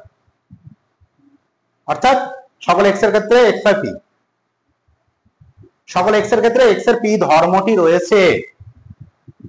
তাহলে এক্স কে এক্স এও হতে পারে, সরি এই কার পি ধর্মটি রয়েছে, পি ধর্মটি এও থাকতে পারে এবং বি এরও থাকতে পারে এবং সি এরও থাকতে পারে, এভাবে চলবে। তাহলে বোঝা গেল, খুব ইম্পর্টেন্ট। সামান্য বচনের ক্ষেত্রে, পরিমাণক যুক্ত বচনের ক্ষেত্রে কিন্তু তার নিবেশন দৃষ্টার মধ্যে ডট সম্পর্ক আবদ্ধ থাকে। আর বিশেষের ক্ষেত্রে for some x A x, বিশেষের ক্ষেত্রে তার নিবেশন দৃষ্টান্তগুলি কিন্তু এ এ, ঠিক আছে, এ বি, এ সি, এগুলোর সঙ্গে কিন্তু ভেল সম্পর্ক থাকে। ভেল অর্থাৎ বৈকল্পিক সম্পর্ক। সেই জন্য বলা হয় একটি প্রাকল্পিক একটা সামান্য বচন যদি মিথ্যা হতে হয়, তার যে কোনো একটি নিবেশন দৃষ্টান্ত মিথ্যা হলে হবে। একটু আগে বললাম, যেমন P A dot P B dot P C dot P D P D, এভাবে চলতে থাকে। কার? For all x P x এর ক্ষেত্রে। দেখুন, সামান্য পরিমাণযুক্ত বচনকে আমরা কিভাবে নিবেশন করছি? সংযোগিক আকার। এই সংযোগী আকার আমরা জানি যে কোনো একটি নিবেশন দৃষ্টান্ত যদি মিথ্যা হয়ে যায়, ডটের ক্ষেত্রে যে কোনো একটি মিথ্যা হলে সমগ্রটা মিথ্যা হয়ে যায়। আর সত্য হতে গেলে সবগুলো নিবেশন দৃষ্টান্তের সত্য হতে হবে। আমরা সত্য সারণীতে শিখেছি। কিন্তু সামান্য পরিমাণকের ক্ষেত্রে, মানে বিশেষ পরিমাণযুক্ত বচনের ক্ষেত্রে, সেক্ষেত্রে তার নিবেশন দৃষ্টান্তগুলো ভেল সম্বন্ধে থাকে। তার মানে কি, এর যে কোনো একটি সত্য হলে সমগ্রটাই কিন্তু সত্য হয়ে যায়। বেলের নিয়ম আমরা জানি। আর এটাকে যদি মিথ্যা হতে হয়, সামান্য বিশেষ পরিমাণক বা অস্তিত্ব বাচক যে বচন, তাকে মিথ্যা হলে সবাইকে কিন্তু মিথ্যা হতে হবে। সকল নিবেশন দৃষ্টান্ত মিথ্যা হলে তবেই কিন্তু ভেল মিথ্যা হয়। বুঝতে পারলেন? খুব সহজে বলছি, সামান্যকে তার নিবেশন দৃষ্টান্তগুলো ডট সম্বন্ধে থাকবে, সংযোগিক সম্বন্ধে, আর বিশেষের নিবেশন দৃষ্টান্তগুলো ভেল বা বৈকল্পিক সম্বন্ধে থাকবে।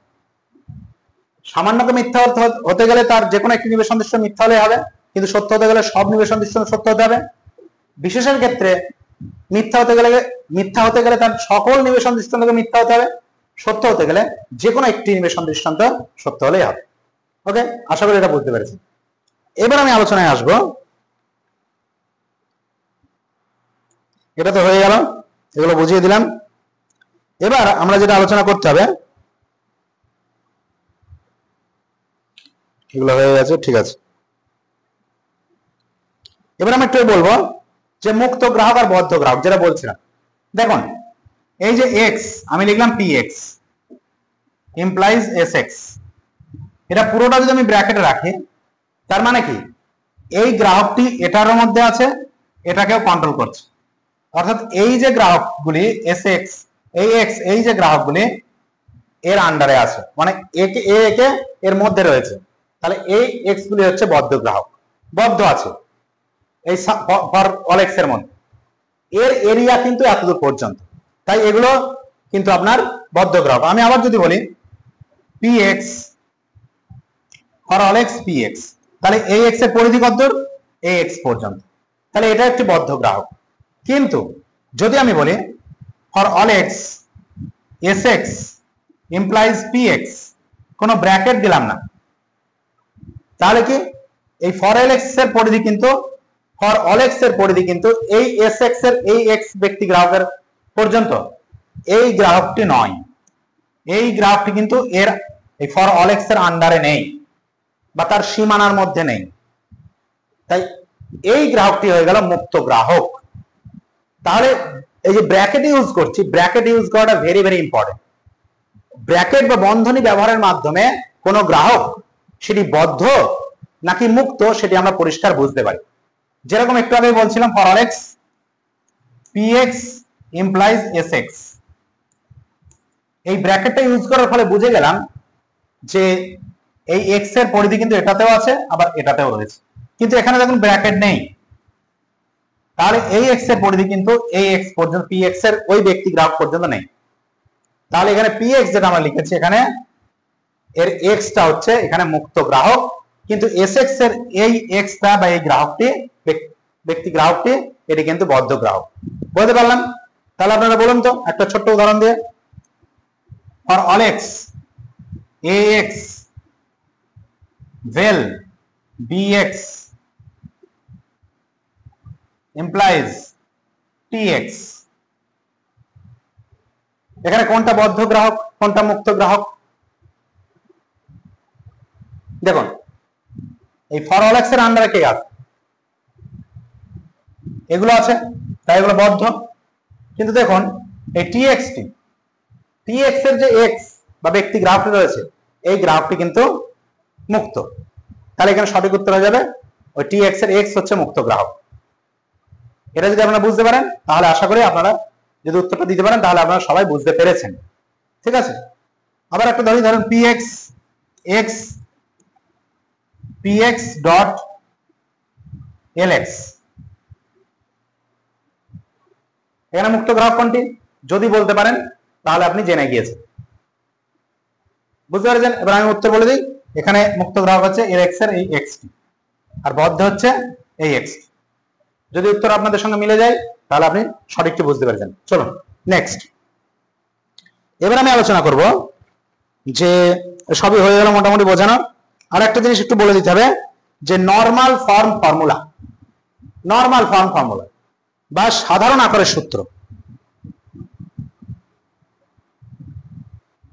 সাধারণ আকারের সূত্র কি?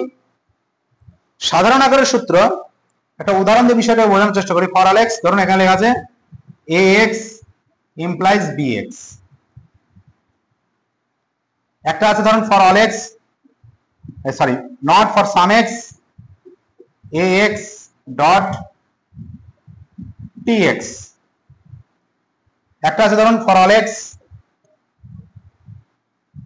ax implies not kx। এখন মনে রাখবেন এই যে কোড আমি লিখলাম এক্ষেত্রে দেখুন নিষেধ চিহ্ন কোথায় আছে আমাকে বার করতে হবে। নিষেধ চিহ্ন দেখুন এখানে আছে আর আছে এখানে। যদি নিষেধ চিহ্নটি কেবলমাত্র সরল বিধেয়ের আগে থাকে, সরল বিধেয় আগে আমি বলেছি আপনাদের, সরল বিধেয় কি একটি বচনাপেক্ষক যেটি সদর্থক হবে এবং যাকে একটি ব্যক্তির নিবেশ করলে একটি বচন পাওয়া যাবে। তাহলে এই যে bx ax এইগুলো আলাদা ভাবে সরল বিধেয়, কিন্তু নট থাকলে সেটা সরল বিধেয় হয় না। কিন্তু নরমাল ফর্ম ফর্মুলাতে কি বলছে? সাধারণ আকারের সূত্র। সেখানে বলছে নিষেধ চিহ্নটি যদি সরল বিধেয়ের আগে থাকে। দেখুন এখানে এই নিষেধ চিহ্নটি কিন্তু সরল বিধেয়ের আগে নেই, পরিমাণ জ্ঞাপক এই চিহ্নের আগে আছে, ফর সাম এক্স এর আগে আছে। তাহলে এটি কিন্তু নরমাল ফর্ম ফর্মুলার মধ্যে এলো না। এখানে দেখুন নিষেধ চিহ্নটি কোথায় আছে? এই যে এই একটি সরল বিধেয় kx একটি সরল বিধেয় আমরা জানি, তার আগে আছে নট। তাহলে এটা হয়ে গেল নরমাল ফর্ম ফর্মুলা। বোঝা গেল? আবার ছোট্ট করে বোঝায়, অনেকে হয়তো বুঝতে পারেননি। সেটা কেমন? ধরুন এরকম আছে for some x, for all x ax implies bx। ঠিক আছে, একটা আছে ধরুন ফর অল এক্স b, এটা ax implies kx। একটা আছে ধরুন এরকম ফর সাম এক্স, ঠিক আছে, for some x ax dot bx। আর একটা ধরুন আছে for some x ax dot not bx।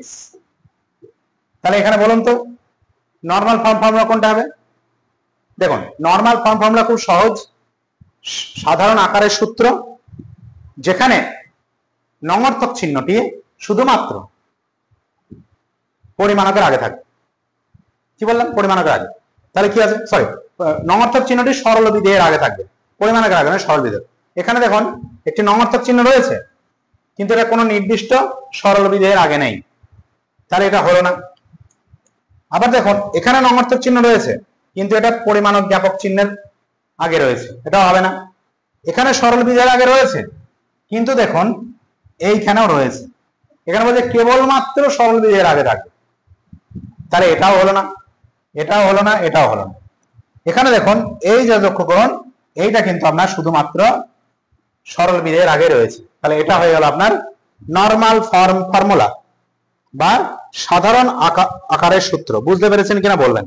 যদি বুঝতে না পারেন অবশ্যই আমাকে জিজ্ঞেস করে নেবেন, আমি ডিটেইলে আবার বিষয়টা আপনাদেরকে বুঝিয়ে দেব।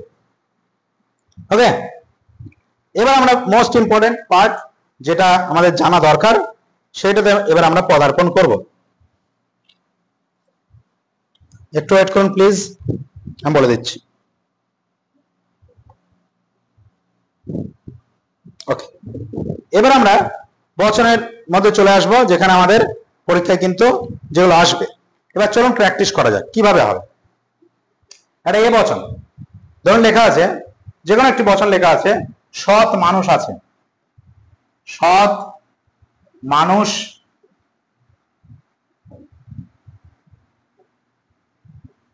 সৎ মানুষ আছে। এটিকে যদি আপনাকে বলে পরিমাণক পদ্ধতি প্রতিকায়িত করতে, তাহলে আপনি কি করবেন? বচন বার করতে হবে প্রথমে। তাহলে এটা কি বচন হবে? আই বচন। এটাকে বচনে প্রকাশ করলে কি হবে? কোন কোন মানুষ হয় সৎ ব্যক্তি, তাহলে কি হবে? আই বচনের জন্য আমরা জানি ফর সাম এক্স, এখানে ধরুন মানুষের জন্য এম আর সতের জন্য এইচ যদি আমি ধরি, এখানে মানুষের জন্য এম আর এখানে যদি এইচ ধরি, তাহলে কি হবে?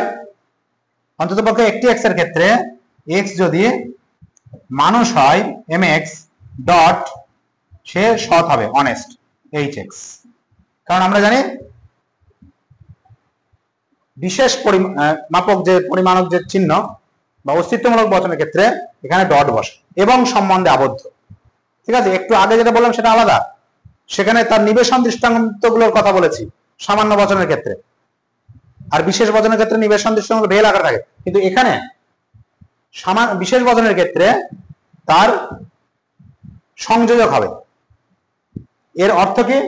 অন্ততপক্ষে একটি এক্স আছে, অন্ততপক্ষে একটি এক্স এর ক্ষেত্রে এক্স যদি মানুষ হয়, এক্স মানুষ হবে, এক্স মানুষ হবে এবং এক্স এর মধ্যে সততা গুণটি থাকবে। এইটির অর্থ হচ্ছে সেটা।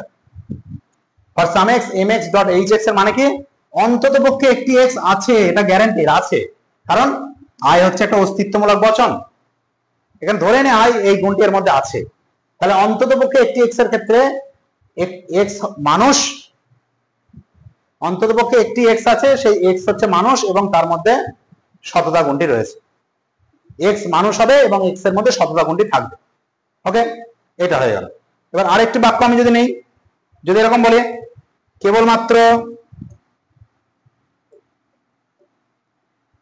কেবলমাত্র পরিশ্রমীরাই সফল।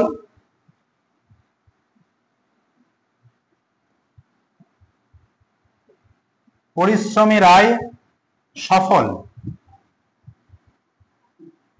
এটা যদি বলি তাহলে কি হবে?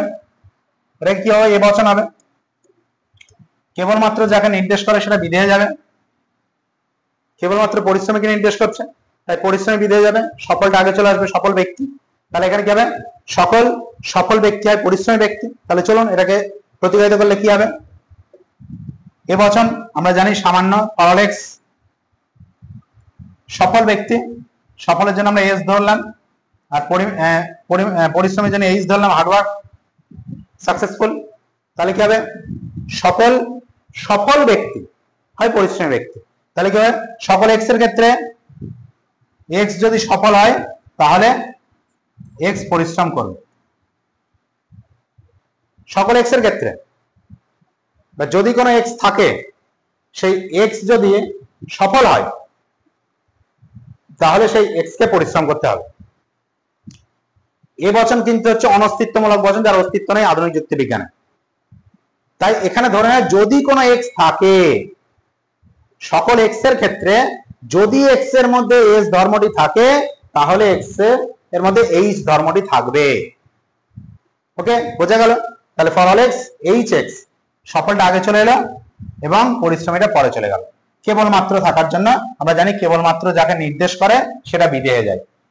এটা কখনোই বুঝবেন না, আগেও বলেছি, কেবলমাত্র থাকলেই যে উদ্দেশ্য বিধেয় চেঞ্জ হবে এটি কখনোই নয়। আবারও বলছি, প্রত্যেককে বলছি, অনেকে ভুল জানেন, অনেকে এই বয়সে এসেও আপনারা ভুল জানেন, লজ্জা লাগে। বারবার বোঝানোর উপর আপনারা আমাকে ফোন করেন। কেবলমাত্র থাকলে সবসময় চেঞ্জ হয় না, বইয়ে ভুল লেখা আছে। আপনার বই পড়ে আমাকে বলছেন তো বই ভুল লেখা আছে, আমি যেটা বলছি সেটা শুনুন। কেবলমাত্র থাকলে সবসময় চেঞ্জ হয় না। কখন চেঞ্জ হয়? কেবলমাত্র যাকে নির্দেশ করে, কেবলমাত্র যাকে নির্দেশ করে। অনেকে বলেন কেবলমাত্র মাঝে থাকলে চেঞ্জ হয় না, তারা সেইভাবে শিখে এসেছে, সেই সমস্ত ব্যক্তিবর্গের কাছ থেকে, যাদের কাছে তারা পড়াশোনা করতো, তাই ওই মাথায় ঢুকে গিয়েছে। অনেকে বলে কেবলমাত্র সামনে থাকলে চেঞ্জ হয়, মাঝে থাকলে চেঞ্জ হয় না, শেষে থাকলে চেঞ্জ হয় না। আরে এরকম কোনো খেল নেই বাবা। কেবলমাত্র শুধুমাত্র একমাত্র ব্যাপারটা কি, কেবলমাত্র শুধুমাত্র একমাত্র এই শব্দগুলি বাক্যে যেটাকে নির্দেশ করবে, এখানে কেবলমাত্র কাকে নির্দেশ করছে, পরিশ্রমীকে, সেইটা বিধেয়ে যাবে বচন।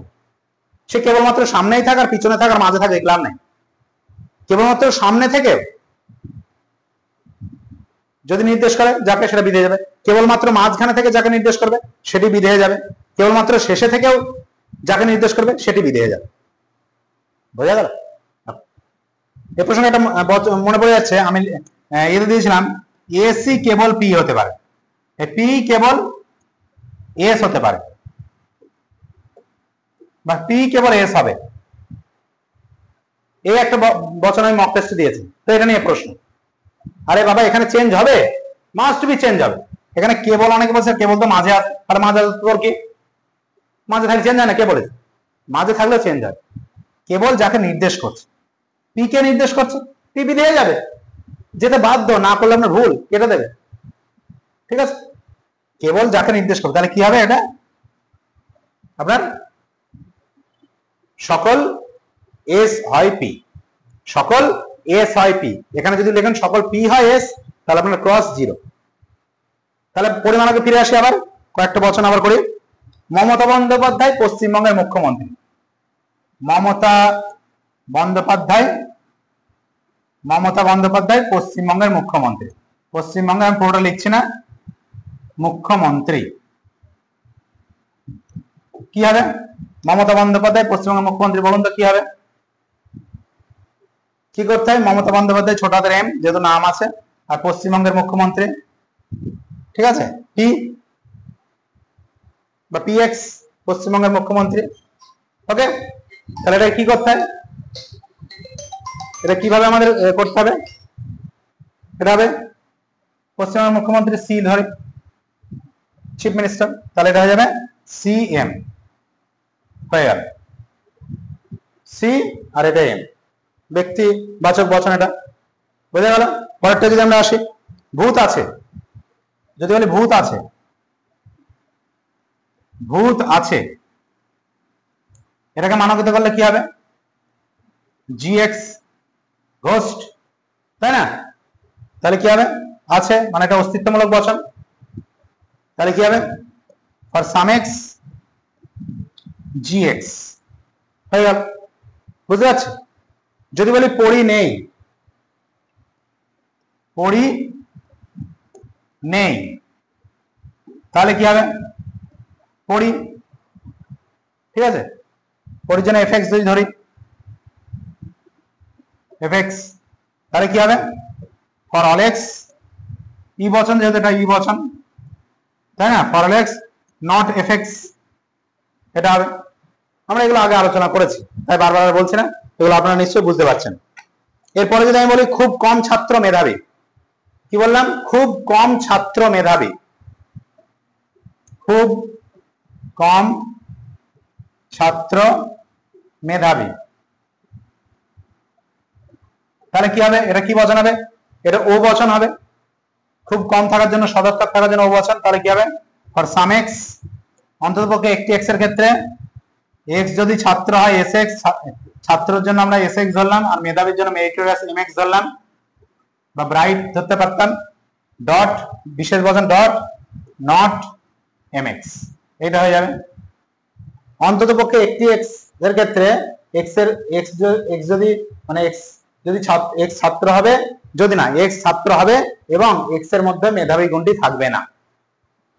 অন্ততপক্ষে একটি এক্স এর ক্ষেত্রে এক্স ছাত্র হবে এবং এক্স এর মধ্যে মেধাবী নামক গুণটি থাকবে না, এইভাবে এর ব্যাখ্যা। বোঝা গেল? Very good. নেক্সট, দেকার্ত একজন দার্শনিক, কি হবে? দেকার্ত একজন দার্শনিক, দেকার্ত একজন দার্শনিক, কি হবে বলুন? এটা কি হবে? ডি, দেকার্তের জন্য ছোট হাতের ডি ধরলাম, এটা পি এক্স, পি দার্শনিক বা পি এক্স, তাহলে কি হবে? পিডি, হয়ে গেল। বুঝতে পারছি? শঙ্করাচার্য নাস্তিক নন। যদি আমি লিখি শঙ্কর, শঙ্কর নাস্তিক নন, তাহলে সেটা কি হবে? বা নয়। তাহলে শঙ্কর হচ্ছে ছোটদের এস, নাস্তিক টিএক্স। ঠিক আছে, নয়ের জন্য কিছু ধরতে হয় না। তাহলে এখানে কি হবে? নট টি এস, এই যে এস হয়ে গেল, নাম যেহেতু আছে এক্স এর জায়গায় টিটা বসে গেল। বুঝে গেল? তাহলে এইগুলো কিন্তু ইম্পর্টেন্ট, জানতে হবে। চকচক করলেই শোনা হয় না, চকচক করলেই শোনা হয় না। all the glitters is not gold, all that glitter is not gold, যেটা চকচক করে সেটা শোনা হয় না, ও বচন। তাহলে কি হবে? for some x, শোনা চকচক করলেই আমি cx ডট, শোনা হয় না gx, নট gx। ঠিক আছে, যেহেতু ও বচন। অন্ততপক্ষে একটি x আছে, x এর ক্ষেত্রে x এর মধ্যে চকচকে গুণটি আছে এবং x হচ্ছে সোনা নয়, ও বচন। বুঝা গেল? নেক্সট আমরা যদি বলি যে একটি খেলোয়াড়ও দক্ষ নয়, ইম্পর্টেন্ট, ভালো করে দেখুন। একটি খেলোয়াড়ও দক্ষ নয়, তাহলে কি হবে? একটি খেলোয়াড়ও, এখানে কোন একটিকে নির্দেশ করতে না, সবাইকে নির্দেশ করতে, এই বচন, এটা এই বচন। তাহলে কি হবে? ফর অল এক্স খেলোয়াড়, px implies not tx talented। বুঝা গেল? এইভাবে করতে হবে সকল এক্স এর ক্ষেত্রে। যদি এক্স খেলোয়াড় হয় তাহলে এক্স দক্ষ নয়। ঠিক আছে, আর এইগুলো ছিল। কোন ব্যক্তি যুগপৎ বাঙালি ও ভারতীয় নয়, যদি এটা করতে হয়। কোন ব্যক্তি যুগপৎ বাঙালি এবং ভারতীয় নয়, যুগপৎ মানে একসঙ্গে, সেটা আমরা এই বচনে করতে হয় জানি। কোন ব্যক্তি একই সঙ্গে বাঙালি ও ভারতীয় নয়, ভারতীয় ও বাংলাদেশি নয়। তাহলে সকল এক্স এর ক্ষেত্রে এক্স যদি ভারতীয় হয় তাহলে এক্স বাংলাদেশি হবে না। সকল এক্স এর ক্ষেত্রে এক্স যদি ভারতীয় হয় তাহলে এক্স বাংলাদেশি নয়। বুঝা গেল? এই জিনিসগুলো ভালো করে মনে রাখতে হবে। একটি পাখি লাল বর্ণের, একটি পাখি কি বলছে? একটি পাখি লাল বর্ণের, তাহলে সেক্ষেত্রে কি হবে? একটি পাখির কথা বলেছে, তাহলে এটা অস্তিত্বমূলক বচন। ঠিক আছে, তাহলে এটা আই বচন। কোন কোন পাখি হয় লাল বর্ণের, অন্ততপক্ষে একটি এক্স এর ক্ষেত্রে ফর সাম এক্স, এক্স যদি পাখি হয় বার্ড এক্স, এক্স পাখি হবে এবং এক্স এর মধ্যে লাল বর্ণটি থাকবে আর এক্স। বুঝা গেল? আশা করি বুঝতে পারছেন। সাদা হাতি নেই, কি বললাম? সাদা হাতি নেই, কি হবে? ই বচন। ফর অল এক্স বচন কি হবে? ই বচন। কোন হাতি নয় সাদা বর্ণের প্রাণী, হাতি এলিফ্যান্ট। সকল এক্স এর ক্ষেত্রে এক্স যদি হাতি হয় তাহলে এক্স হোয়াইট নয়। বুঝা গেল? এইভাবে। তো এইগুলো জেনারেল। আর দু একটা আমি আলোচনা করি যেখানে মিশিয়ে থাকতে পারে। শিক্ষকরা বুদ্ধিমান ও মেধাবী, বুদ্ধিমান ও জ্ঞানী যদি এরকম থাকে তাহলে সেক্ষেত্রে কি করতে হবে? শিক্ষকরা মানে সকল শিক্ষককে নির্দেশ করছে। তাহলে ফর অল এক্স, সকল এক্স এর ক্ষেত্রে এক্স যদি শিক্ষক হয়, টি এক্স এক্স যদি শিক্ষক হয় তাহলে আই ইন্টেলিজেন্স বুদ্ধিমান হবে এবং জ্ঞানী হবে, কে এক্স। এটা হয়ে গেল। এবার আমাকে নির্বাচন করতে হবে যে ব্র্যাকেটটি কোথায় বসবে। দেখুন এই টি এক্স এর দুটোই গুণ, টি এক্স বুদ্ধিমানও বলছে শিক্ষক, আবার জ্ঞানীও বলছে। তাহলে কি হবে, সকল এক্স এর ক্ষেত্রে এক্স যদি শিক্ষক হয় তাহলে এক্স এর মধ্যে ইন্টেলিজেন্টও থাকবে, এক্স এর মধ্যে নলেজও থাকবে। তাহলে কি হবে, এখানে এইটা হয়ে যাবে ব্র্যাকেটের মধ্যে, আর এটা পুরোটা সেকেন্ড ব্র্যাকেটের মধ্যে থাকবে। এটাকে আমরা সেকেন্ড ব্র্যাকেট ইউজ করি লজিকে, গণিতে থার্ড ব্র্যাকেট। তাহলে বোঝা গেল শিক্ষকরা বুদ্ধিমান ও জ্ঞানী। For all x tx implies ix dot kx, সকল এক্স এর ক্ষেত্রে এক্স যদি শিক্ষক হয় তাহলে এক্স এর মধ্যে ইন্টেলিজেন্স গুণ থাকবে এবং এক্স জ্ঞানী হবে। চলো নেক্সট, ডাক্তার এবং ইঞ্জিনিয়ার দুজনেই ভালো পাত্র এবং যোগ্য। ঠিক আছে, ডাক্তার এবং ইঞ্জিনিয়ার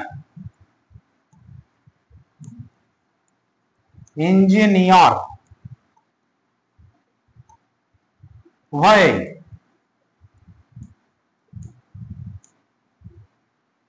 ভালো আয়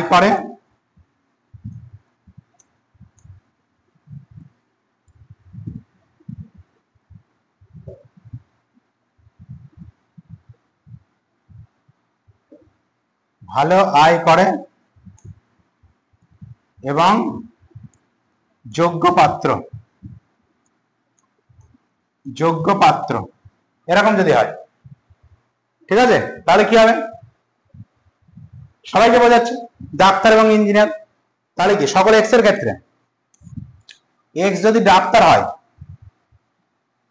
অথবা, দেখুন এই জায়গাটা ইম্পর্টেন্ট, এখানে ডাক্তার এবং ইঞ্জিনিয়ার কথা বললেও এখানে ডট করলে হবে না, ভুল হয়ে যাবে, কারণ উভয়েরকেই এখানে নির্দেশ করা হয়েছে এবং উভয়ই, অর্থাৎ দুজনেই কিন্তু ভালো আয় করে এবং দুজনেই ভালো যোগ্য পাত্র।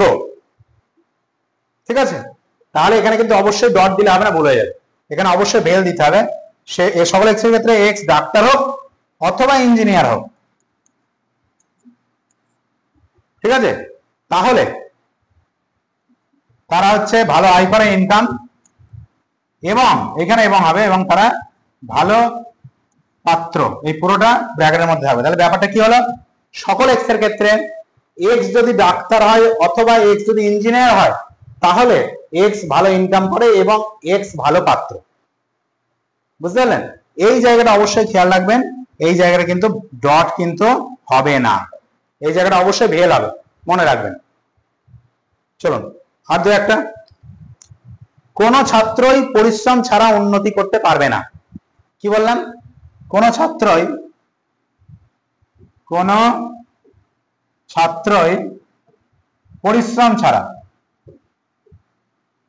পরিশ্রম ছাড়া উন্নতি করতে পারবে না। কোন ছাত্র মানে কি, এখানে সমস্ত ছাত্রের কথাই বলা আছে, সুতরাং কি করতে হবে, ফর অল এক্স সকল এক্স এর ক্ষেত্রে এক্স যদি ছাত্র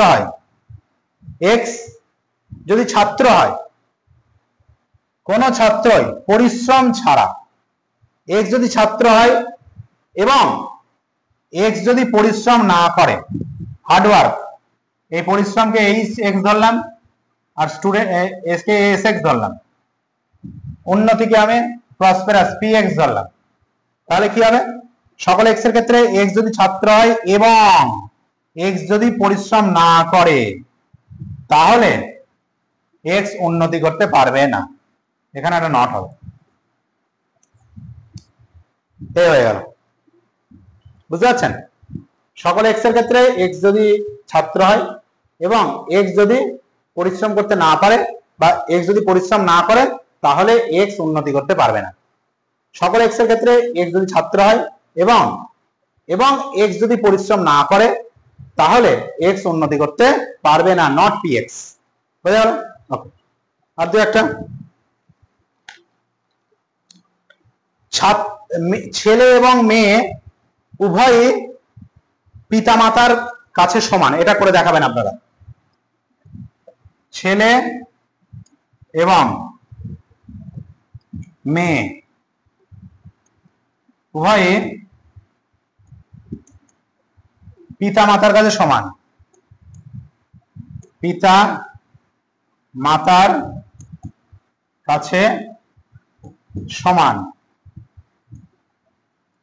এই জিনিসটা অবশ্যই এটা আপনারা আমাকে কমেন্টসে জানাবেন যে আপনারা বুঝতে পারছেন কিনা। যদি এটা কমেন্টস করেন আমি তাহলে বুঝতে পারবো যে আপনারা এই ক্লাসটা আপনারা বুঝতে পেরেছেন বা জানতে পেরেছেন। আর একটা লাস্ট আমি করব, কমলা লেবু মাত্রই টক এবং রসালো, বা কমলা লেবু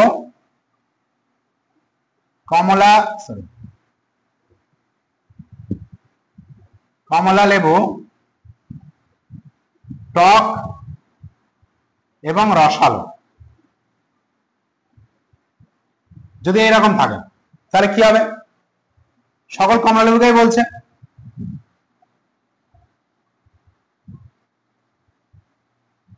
ঠিক আছে, সেক্ষেত্রে কি হবে? সকল এক্স এর ক্ষেত্রে এক্স যদি কমলা লেবু হয়, অরেঞ্জ হয়, তাহলে এক্স টক হবে এবং এক্স এর মধ্যে রসালো নামক গুণটি থাকবে। হয়ে গেল। সকল এক্স এর ক্ষেত্রে এক্স যদি অরেঞ্জ হয় তাহলে এক্স এর মধ্যে টক নামক গুণটি থাকবে এবং এক্স রসালো হবে। বোঝা গেল? এই হয়ে গেল। তো এই ছিল মোটামুটি ক্লাস। আপনারা প্র্যাকটিস করুন। আশা করি মানকের ক্লাসটি আপনাদের ভালো লেগেছে। যদি কোনো সমস্যা হয়, বুঝতে না পারেন, আমাকে জিজ্ঞেস করবেন। এরপরে একটা ছোট অংশ আছে, ওই বিভিন্ন রুলস গুলো, ইআই, ইউআই, ইজি, ইউজি, এই চারটে রুলস নিয়ে আমি একটা ছোট্ট আলোচনা আপনাদের করে দেবো। এই ক্লাসটি অনেকক্ষণ দীর্ঘক্ষণ হয়ে গেছে, অনেক সময় নিয়ে ফেলেছি, তাই এখানে এটা সমাপ্ত করছি। আগামী ক্লাস নিশ্চয়ই আপনাদের আসবে এবং আমাদের যে 600 কোশ্চেনের কথা বলেছি সেইখানে আমরা প্রত্যেক দিন এইরকম ভাবেই প্রত্যেকটি লজিকের প্রত্যেকটি পার্ট আমরা পুঙ্খানুপুঙ্খ ব্যাখ্যা বিশ্লেষণ করব। তাই আপনারা যারা লজিক নিয়ে ভয় পাচ্ছেন, কোনো চিন্তা করবেন না, নিশ্চিন্তে থাকুন, আমি আপনাদের সঙ্গে রয়েছি। কোনো জায়গায় কোনো সমস্যা হলে আমাকে ডাইরেক্ট ফোন বা SMS করবেন, আমি সেই বিষয়বস্তু আপনাদের সামনে ভিডিও আকারে তুলে ধরবো, যাতে আপনারা বিষয়বস্তু সম্পর্কে সম্যক ধারণা লাভ করতে পারেন। তো যাই হোক, আর ভিডিও বিস্তারিত করব না। আর যারা মনে করছেন যে 600 ভিডিও আপনাদের প্রয়োজন, তারা অবশ্যই আমাদের সঙ্গে যোগাযোগ করতে পারেন। আমার নাম্বার আগেই বলে দিয়েছি, 82 50 77 82 53। এই ফোন নাম্বারে আপনারা হোয়াটসঅ্যাপ অথবা আমাকে ডাইরেক্ট ফোন করতে পারেন। 53 এটা, ঠিক আছে? 82 50 77 82 53, 825088588253। তো যাই হোক, ভালো করে পড়াশোনা করুন এবং খুব ভালোভাবে আপনার সাফল্যকে সমাজে তুলে ধরুন, এটুকুই আপনারা চাই। সকলে ভালো থাকবেন। নমস্কার।